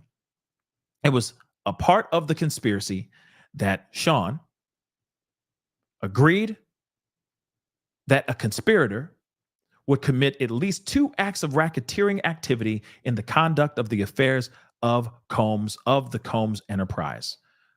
Wow. This thing packs a punch. Okay? This paperwork is crazy. All right. Woo! Woo, woo, woo. He had things. I mean, you got a man who got a lot of money and he's evil, right? So of course he's going to do everything he can. Of course he's going to have those kind of substances. He had things. He had the crazy stuff that rots your teeth and messes up your skin. You see what I'm saying? He had stuff. He had stuff. So, from at least in or about 2009 up to and including in or about 2018 in the Southern District of New York and elsewhere as part of his agreement to conduct and participate in the conduct of the affairs of the enterprise through a pattern of racketeering activity, Sean Diddy Combs agreed to, in and affecting interstate and foreign commerce, knowingly recruit, entice, harbor, transport, provide, obtain, advertise, maintain, patronize, and solicit by any means a person knowing and in reckless disregard of the fact that means of force, threats of force, fraud, and coercion as described in Title 18, and any combination of such means would be used to cause the person to engage in these particular acts, these pro acts in violation of Title 18. Count 2, STing by force, fraud, or coercion. The grand jury further charges from at least in or about 2009 up to and including in or about 2018 in the Southern District of New York and elsewhere. Sean Diddy Combs, in and affecting interstate and foreign commerce, knowingly recruited, enticed, harbored, transported, provided, obtained, advertised, maintained, patronized, and solicited by any means a person knowing and in reckless disregard of the fact that means of force, threats of force, fraud, coercion described in Title 18. And any combination of these means would be used to cause the person to engage in a commercial act and attempted, aided, and abetted, and willfully caused the same, to wit: Combs recruited, enticed, harbored, transported, and maintained a person, victim one, and attempted, aided, and abetted, and willfully caused victim one to engage in commercial acts, knowing and in reckless disregard of the fact that victim one was engaging in these specific acts as a result of force, fraud, and coercion. Count 3, transportation to engage in prose. For at least in or about 2009. Okay. And this is including in or about, up to and including in or about 2024. Sean Diddy Combs knowingly transported an individual in interstate and foreign commerce with the intent that the individual engaged in prose, in these activities, paid activities, and attempted, aided, and abetted, and willfully caused the same, to wit: Combs transported, aided, and abetted, and willfully caused the transportation of female victims and commercial workers in interstate and foreign commerce on multiple occasions with the intent that they engage in prose. Now, again, we're seeing that this man out here, we're seeing the man out here, he is and what's crazy to me is that they're saying up until about this year that he was still engaging in this stuff, that he was still doing this stuff, allegedly. This is what they're alleging, right? And of course, they're gonna have to prove this stuff. But if they have footage all the way up to this year, this man had been doing this, and he believes that he has been untouchable this entire time. Let's continue on, though. We got 2 more pages. So, as a result of committing the offense alleged in count 1 of this indictment, Sean Diddy Combs shall forfeit to the United States, pursuant to Title 18, and any and all interest in defendant acquired or maintained in violation of Title 18. So on and so forth, property, contractual rights of any kind affording a source of influence over the enterprise named and described herein, which the defendant established, operated, controlled, conducted, and participated in the conduct of in violation of Title 18, and any and all property constituting and derived from proceeds obtained directly and indirectly said offense, including but not limited to a sum of money in U.S. currency representing the amount of proceeds traceable to the commission of said offense. Now, what's interesting is, like I said, I'm wondering what other situation happened here. Could there have been a situation where he was getting paid as well? Could there have been transactions here? Outside of him paying these workers, was he getting some sort of financial gain from this as well? Or was it all just for his own enjoyment and for his own, to get his rocks off? Again, this is a guy with a lot of money. So I'm wondering.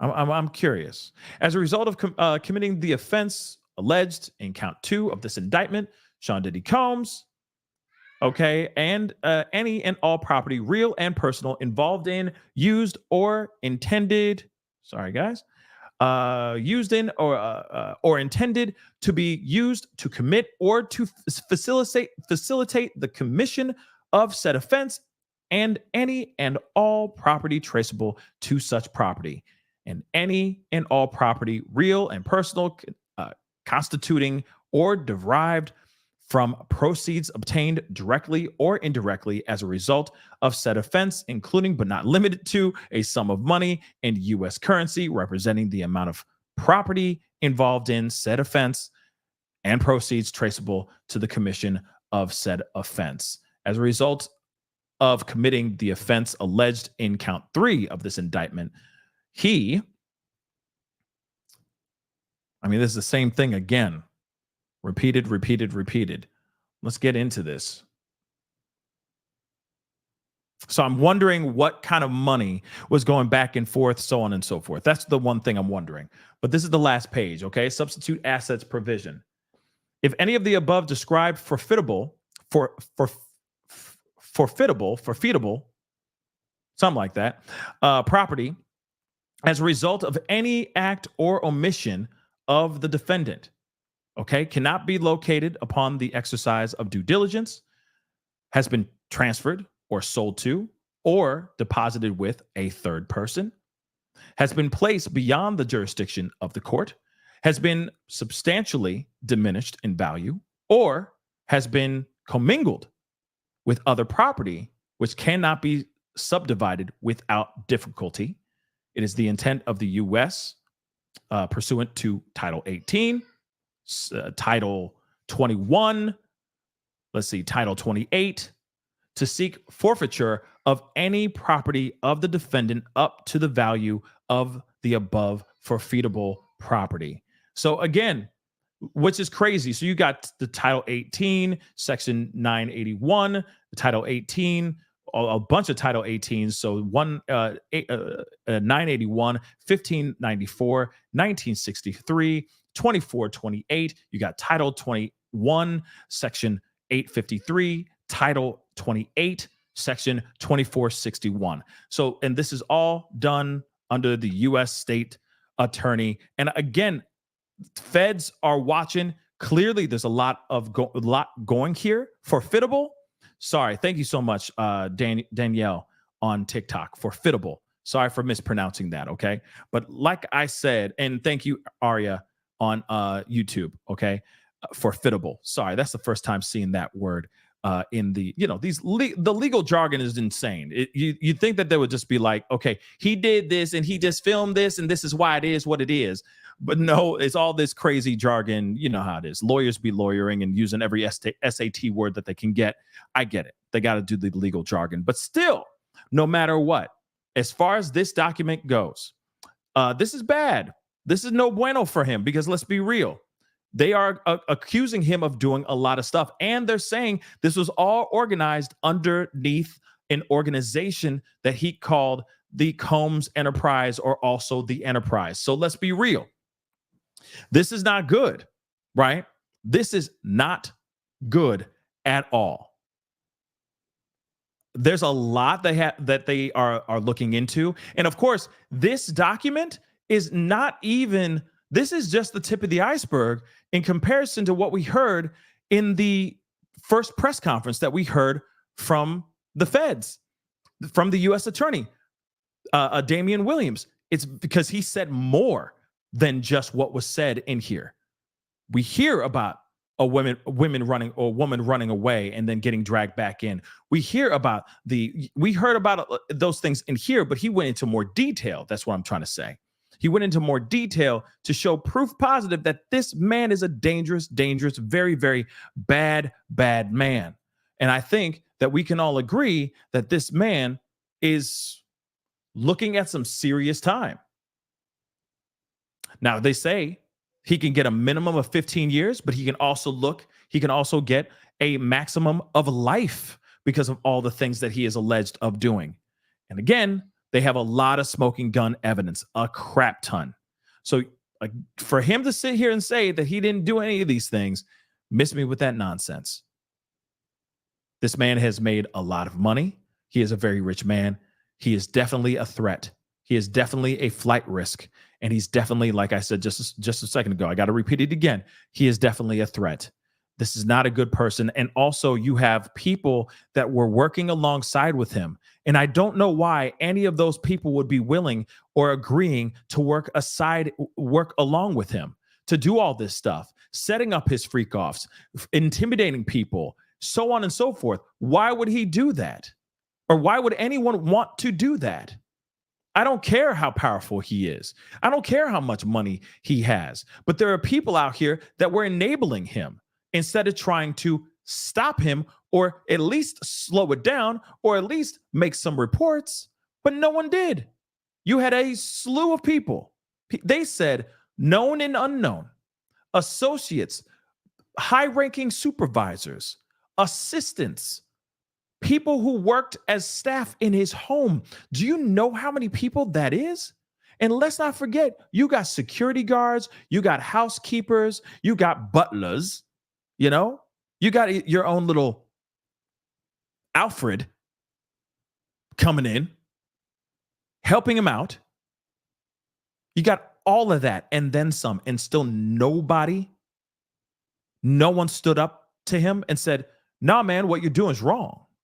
In fact, that's actually what they said. They said that if anybody stepped up to him, then he would make sure that their careers were over. And then, of course, he would threaten them viciously.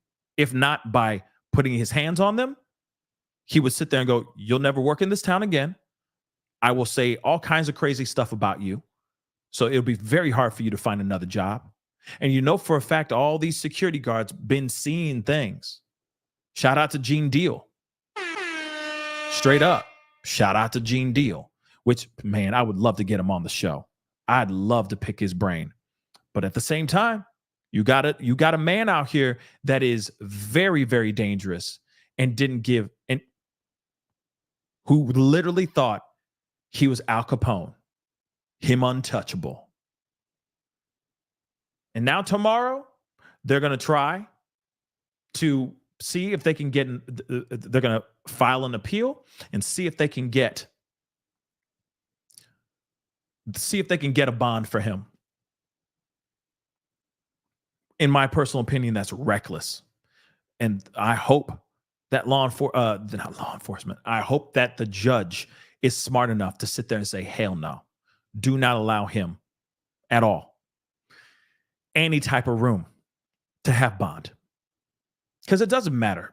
Let's just be real. Even if they gave him a GPS anklet and they put him and they said, you got to stay in New York, man, everybody would be outside his house or his building every single day trying to get a glimpse of the dude.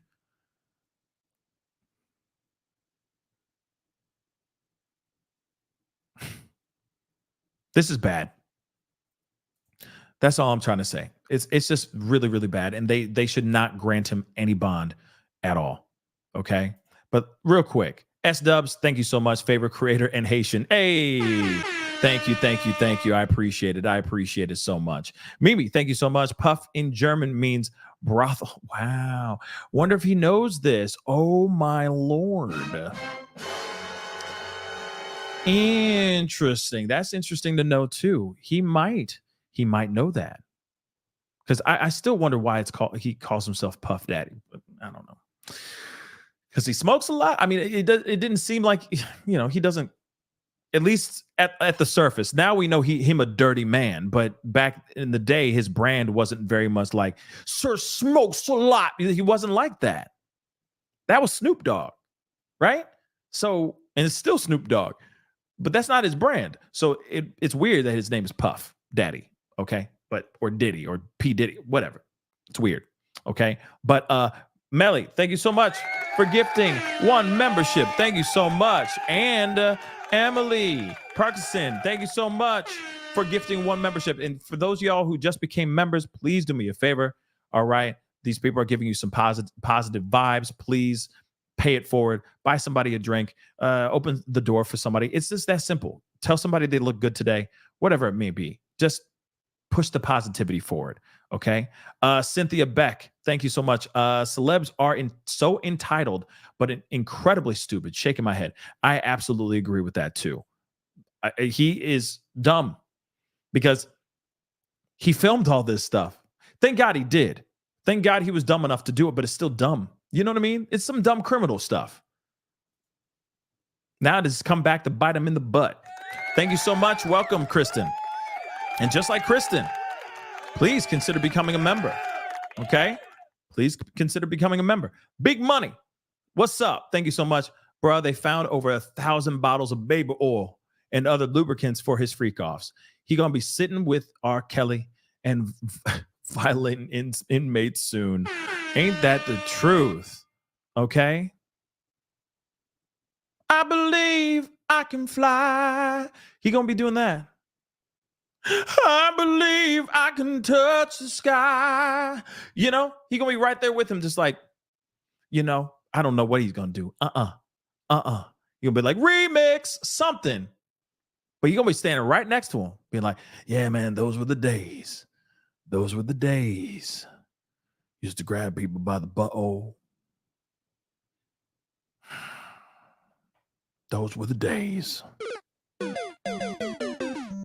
Damn. Damn. Moving on, though. Yeah, the song still slaps. I mean, shoot, it's a great song. It's a great song. Okay? It's a great song. But still, man, it's terrible that it was written by him. Man. And anyway, Dakota, welcome to the family. Welcome to the family, and welcome back, S-Dubs. Thank you so much. Welcome to the family, guys. Seriously, become a member. We have a good time here, okay? Even when we're talking about this crazy doom and gloom, we at least try to have a little bit of fun here, okay? I mean, because it is serious stuff, but we try to lighten it up just a little bit, just a tiny bit, okay? Because it's hard out here, man. Shoot, it's hard out here. Everything's so damn serious all the damn time, okay? Let me see here. I'm just...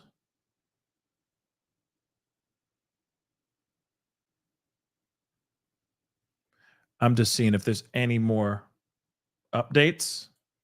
Aubrey O'Day apparently spoke out, which is interesting. So let's take a look at this, because this was posted about an hour ago. So let's take a look at this. This is what Aubrey O'Day said on her X, Twitter. The purpose of justice is to provide an ending and allow us the space to create a new chapter. Women never get this. I feel validated. Today is a win for all women all over the world, not just me.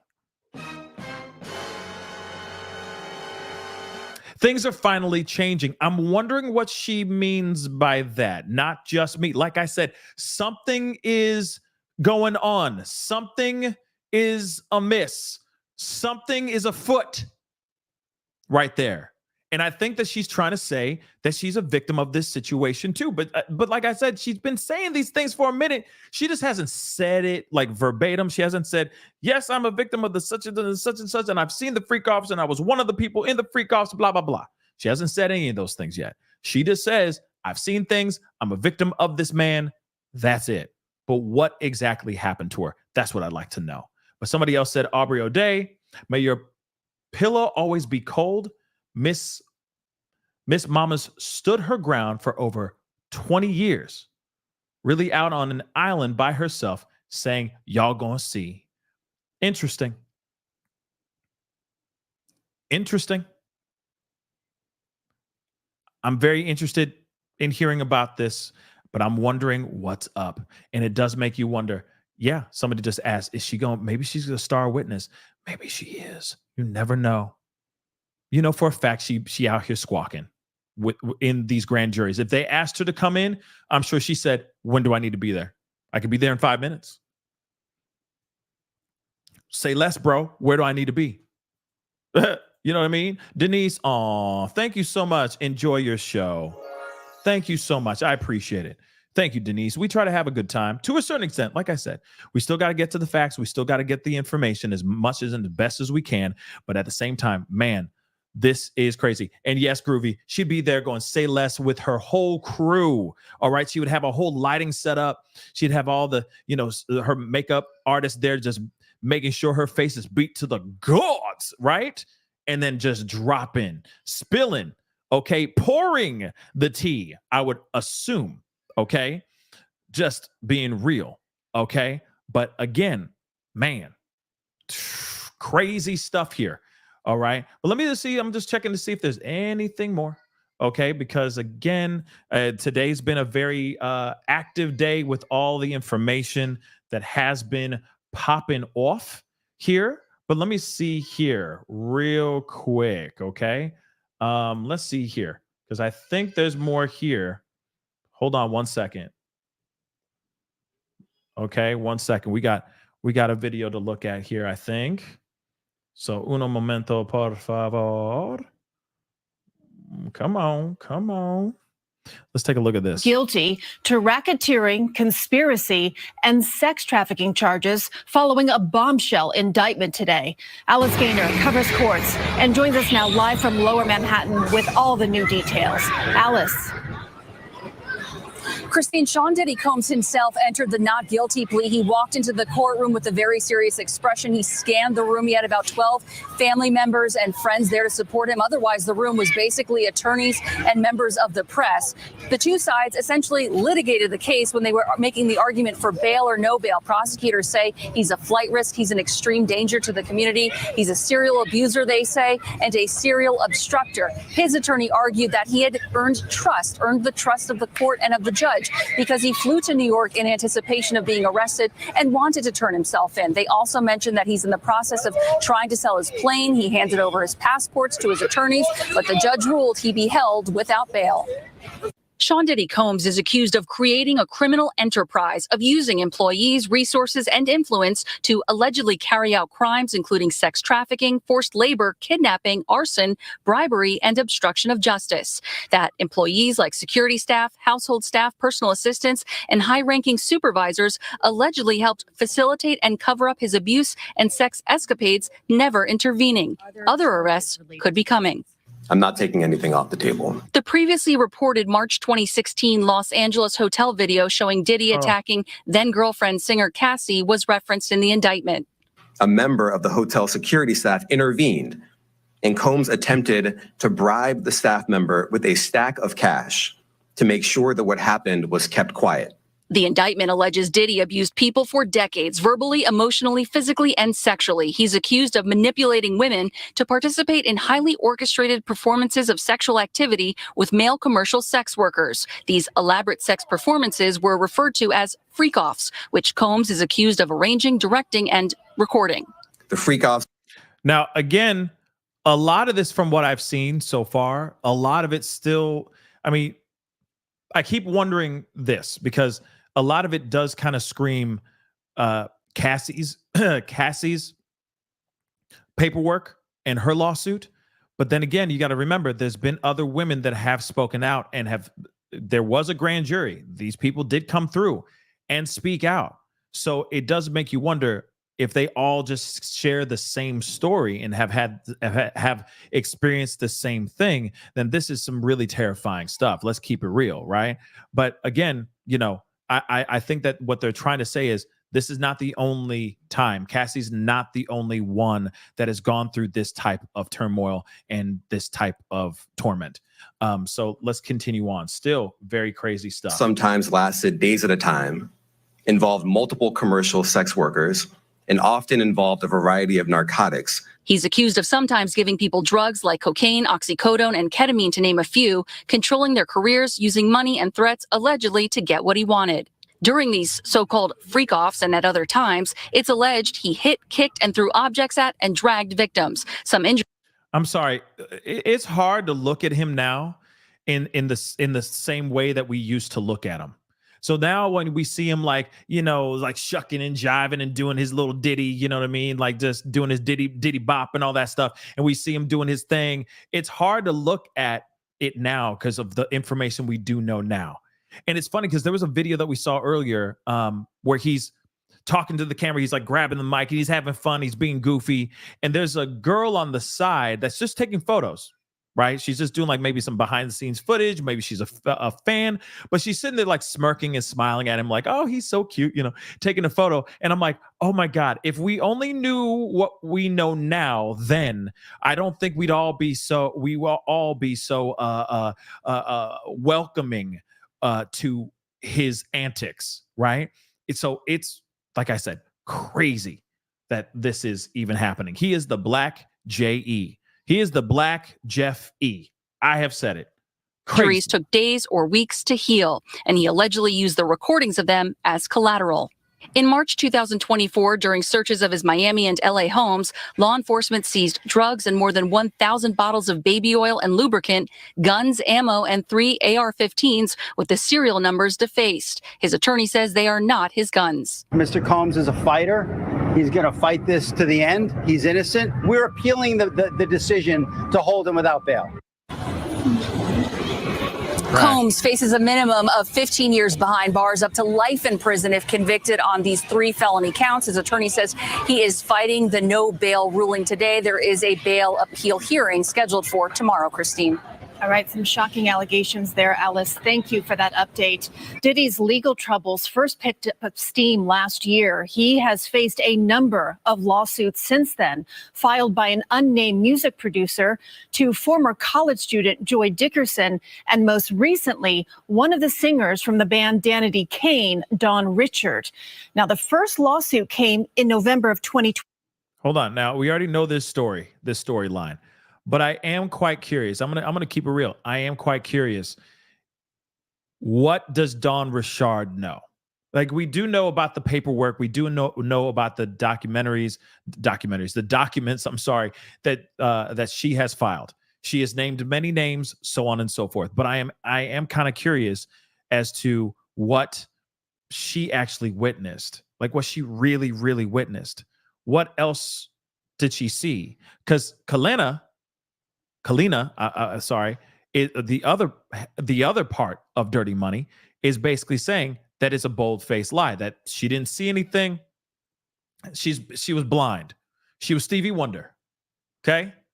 Isn't she lovely? She was just blind. Okay? She didn't see nothing. But Dawn saw everything.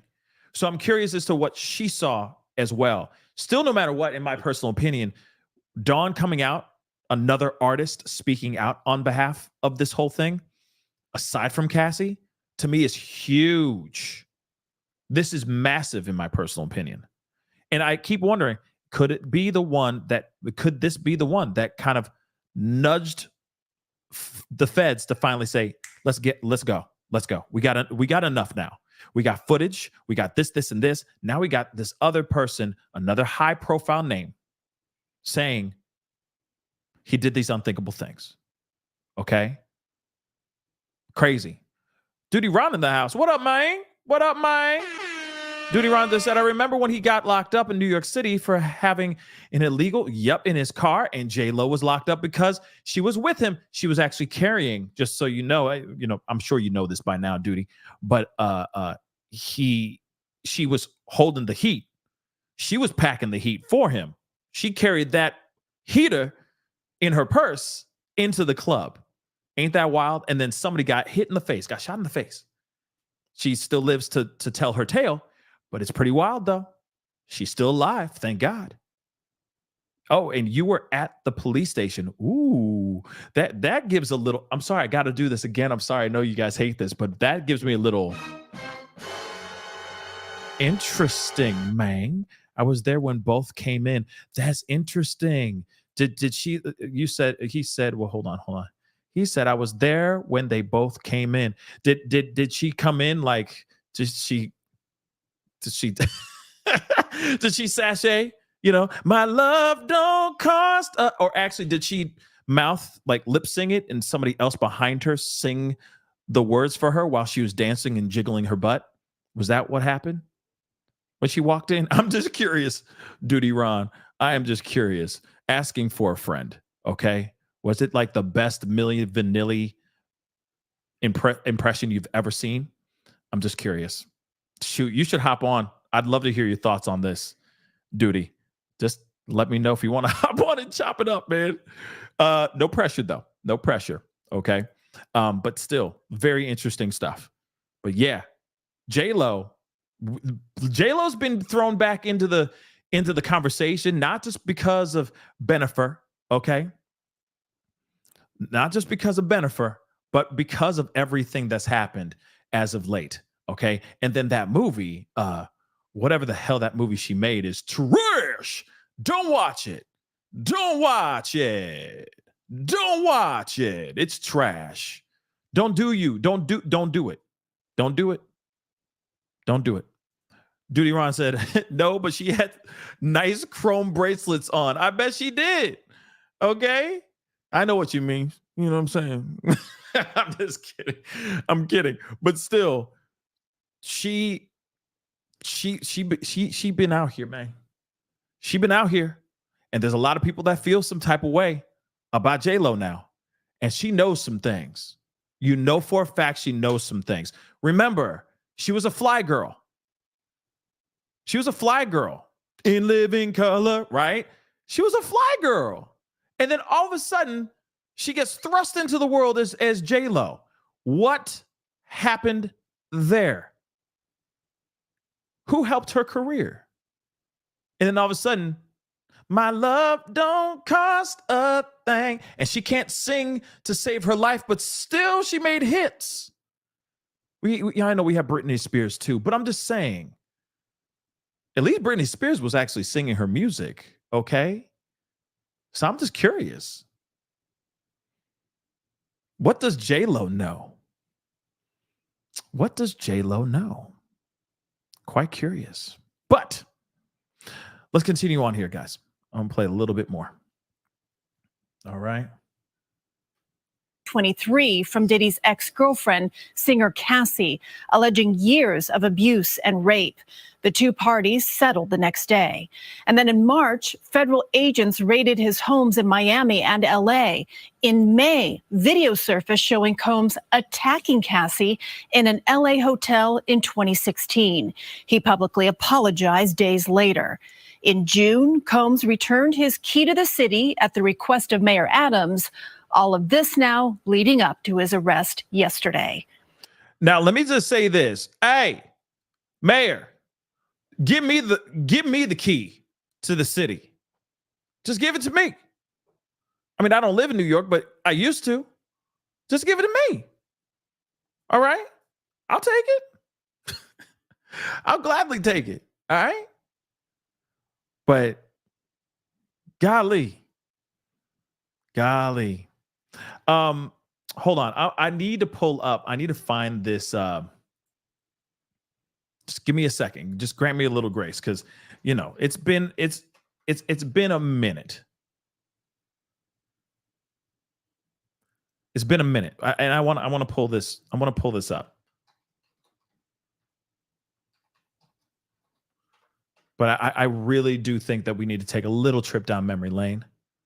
Just one more again. I really think we just need to take a trip down memory lane for a hot minute. Just for ish and giggles. Hold on.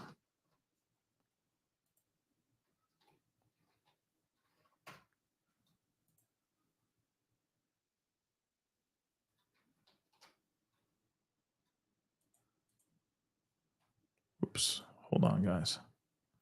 Remove.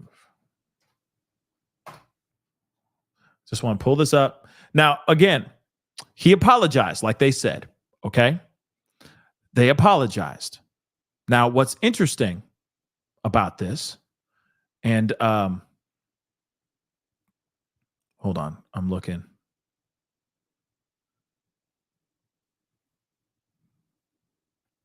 Just looking at comments. Sorry, guys. Man, Duty Ron, I mean, if I don't know if you heard me before, but if you want to, I'd love to have you on hear your account on seeing them come in. I'm sure it's quite the story. If you got time, that is. No pressure, though. Okay, I know it's very impromptu, but if you got time, love to hear your thoughts on everything that's going on here too, especially being out there and seeing them come in after all this went down. I think that would be very interesting to see, hear that account. But think about it. No pressure. Now, here's the thing. He did this apology video, and I had to bring it back up because it's been a while since we've seen it. Okay? So let's take a look at this, shall we? Oh. Hold on. Here it is.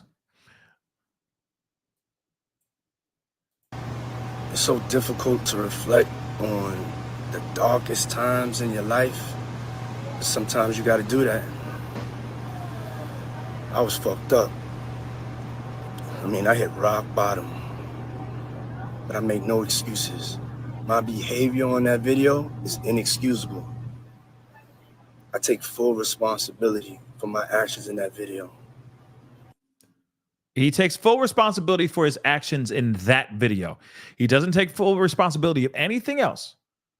This is just a contained one moment in time situation where he showed his ass. He almost did actually literally almost show his own ass because of the towel almost falling off his body. But still, he's saying, only this time, my bad, lo siento. I'm disgusted. I was disgusted then when I did it. I'm disgusted now. He's not disgusted at all.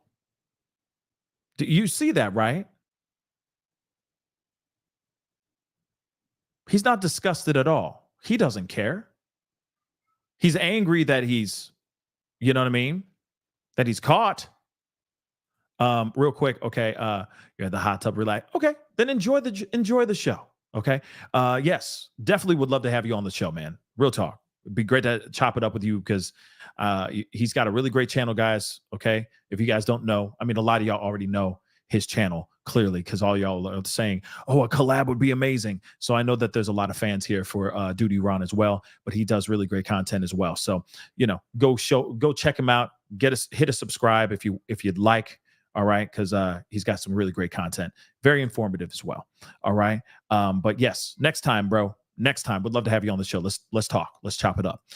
But back into this, though, and enjoy the show. And don't fall asleep in the hot tub. That's going to be a very weird wake up when you wake up in a hot tub. You know how hot tubs make you tired? Am I the only one that feels like zonked out when I get in a hot tub and I'm in there for a while? Do you get that same thing, Ron? Just, holler at your boy. Let me know what's up. All right. But enjoy it. All right. I'm jealous. I wish I had a hot tub right now, too. But you can see clearly that this guy does not care. He doesn't care. Okay. Ron. Okay. Slow down. We don't need to know about your personal freak offs. Okay. We don't need to know. Enjoy your time. Okay. Enjoy. We get it now. Okay, we get it now. We get it. Okay, we get it. We get it, Ron. We get it. Have fun. Have fun. Anyway, as you can see, the man does not care. He clearly doesn't. But again, he's definitely not falling. Okay, Ron. Okay. I got to pull this up here because, now everybody got to know. Okay, he ain't falling asleep, everybody. So thank God. I'm glad that you guys have a strong, healthy relationship. I'm happy about that, man. Hell yeah. Knuckles, good on you, buddy. Good on you. Good to hear that the hip still works. Okay, moving on, guys. Moving on, though. Have fun. Anyway, and all y'all who are hot tubbing with your husbands and your wifeys, enjoy, have fun. Okay? But anyway, as you can tell, this man doesn't give a damn. He hasn't changed. He's been doing this allegedly all the way up to this year. So he may have cut it off by this time of by the recording of this video, but he's been doing this for decades, guys. Nothing stopped this train. He keeps going. It's insane. Okay? That's insane. Okay? And yeah, man, good job. You know what I mean? What are you doing? What are you doing? Valerian root? Like what are you doing? Like what's the trick? Is it natural remedies or is it the blue pill? I'm kidding. I'm sorry. I'm done. You keep answering these questions, Ron. Okay? You keep answering these questions. But moving on though. All right. Moving on. But moving on. All right. Here's the thing. When it comes to all this, he hasn't changed one bit of himself. He hasn't skipped one step, except now, because now he's locked up. But other than that, he knows exactly who he is. He knows exactly what he's doing. And he still believes he's untouchable. Remember, he pleaded not guilty to this whole thing. He still believes that he can do no wrong. That's loco. That's loco. But let me play a little bit more because this is so trash. To me, this is so trash. It sounds like and I've said this a million times before, but I'll say it again. Okay, it does sound like he's recording an R&B, like an intro to an R&B track. That's what I think. But take a listen. I went and I sought out professional help. I had to go into therapy. They're going to rehab. Had to ask God for his mercy and grace. He found God too, baby. So it's real, the trifecta. Not only just getting mental health in check and getting his substance abuse in check, he found God. Isn't that wonderful? He found G-O-D up in this mother lover. So we all should be forgiving him now, right? Because he found those three things, right?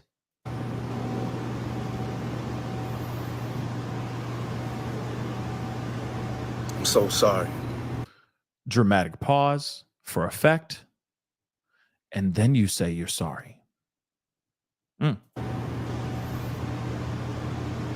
I'm committed to be a better man each and every day. I'm not asking for forgiveness. I'm truly sorry.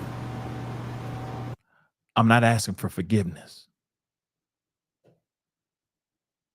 I'm not asking for forgiveness. I'm not a perfect man. I found God. I found therapy. I am drug-free. Please forgive me. Hold for dramatic pause so it sinks in a little bit more.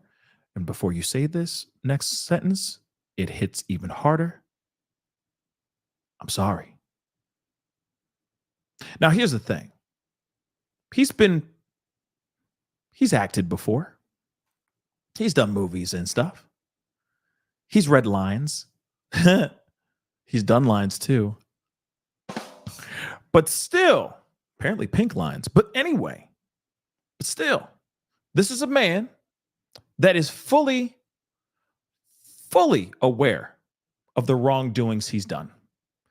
But he's still putting on a facade and he's still putting on an act so that he can continue to secure the bag. Now, I am quite curious. The other question I have for myself as well, because he's had opportunities to flee. He has had opportunities to fly and get away, kick rocks, get out here in these wilderness streets. So I am kind of curious as to why he stayed. Does he truly think in his demented, messed up mind that he did no wrong and that he's innocent? Or he just really thinks he's Teflon Sean? That's the one thing I'm wondering. Because it just doesn't make sense to me. But you got to remember,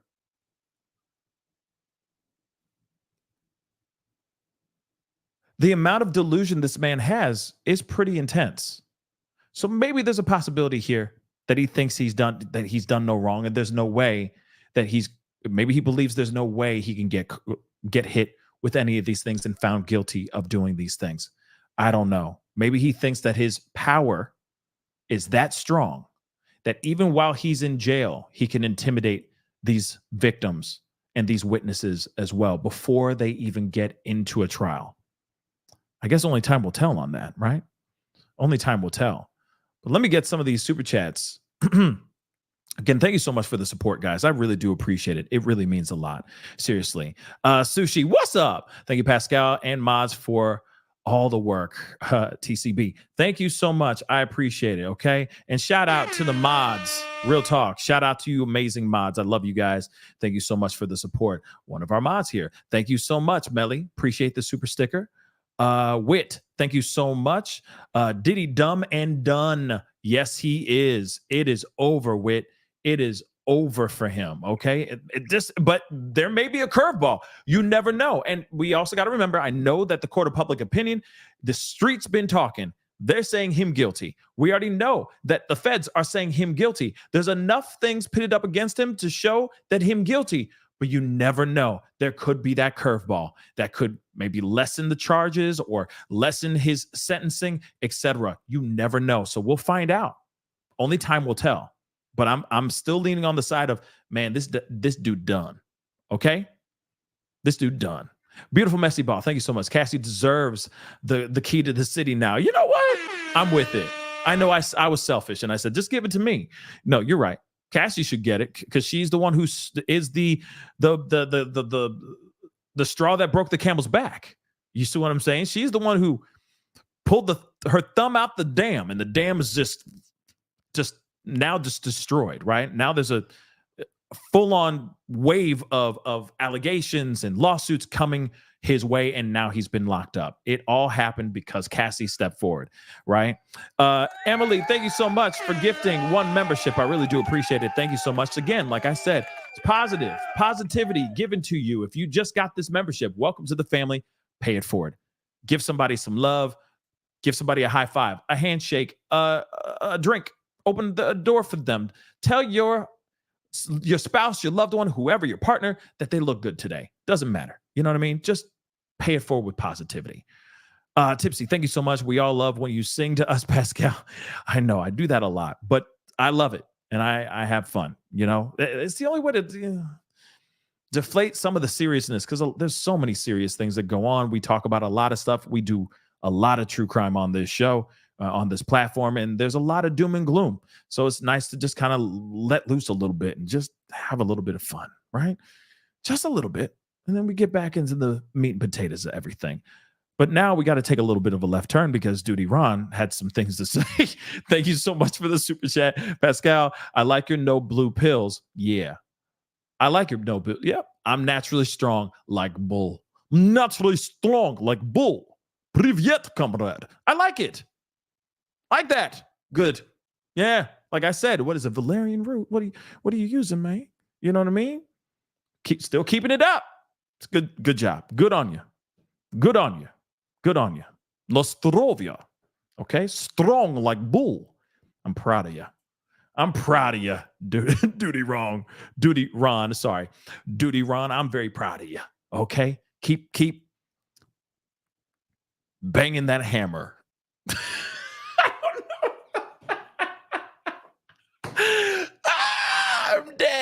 I'm dead. Okay? I needed that. Thank you. Duty strong. Yes. Strong like bull. Don't forget. All right? But what say you guys, okay? What say you guys on this whole situation? What are your thoughts? You think this is a wrap for him? He's going to be just buried under the prison? Do you think he's going to have the minimum, or do you think he's going to get the maximum sentence? What do you think? Also, the other question, too, one more. Do you think the new judge, when they go in tomorrow afternoon, do you think that they're going to grant him bond? Do you really think he's going to be granted bail so that he can be free with the GPS monitor on his ankle, little anklet thing? I'm just curious. I got so many questions, y'all. Got so many questions. But here it is, though. I'm here for it. I don't know about y'all, but I'm here for it. And justice is coming, finally. for a lot of these victims and for the victims that have not spoken out, that are too scared to speak out, understandably, too terrified, too scared. Hopefully, this will embolden them. Hopefully, this will incentivize more individuals to step forward and speak their truth. And I'm not talking about the people who are just trying to scoop a bag and lying. I'm talking about the real people stepping forward and saying, hey, I was victim of this. He did this to me too, so on and so forth. I'm waiting for that. And I think more are coming, for sure. We shall see. I'm praying for more individuals to step forward. And again, maybe everybody has stepped forward except for Aubrey O'Day. And we don't know. She may have already been a witness for this grand jury. That could be true as well. Only time will tell. But I feel like more are coming now that he's been locked up.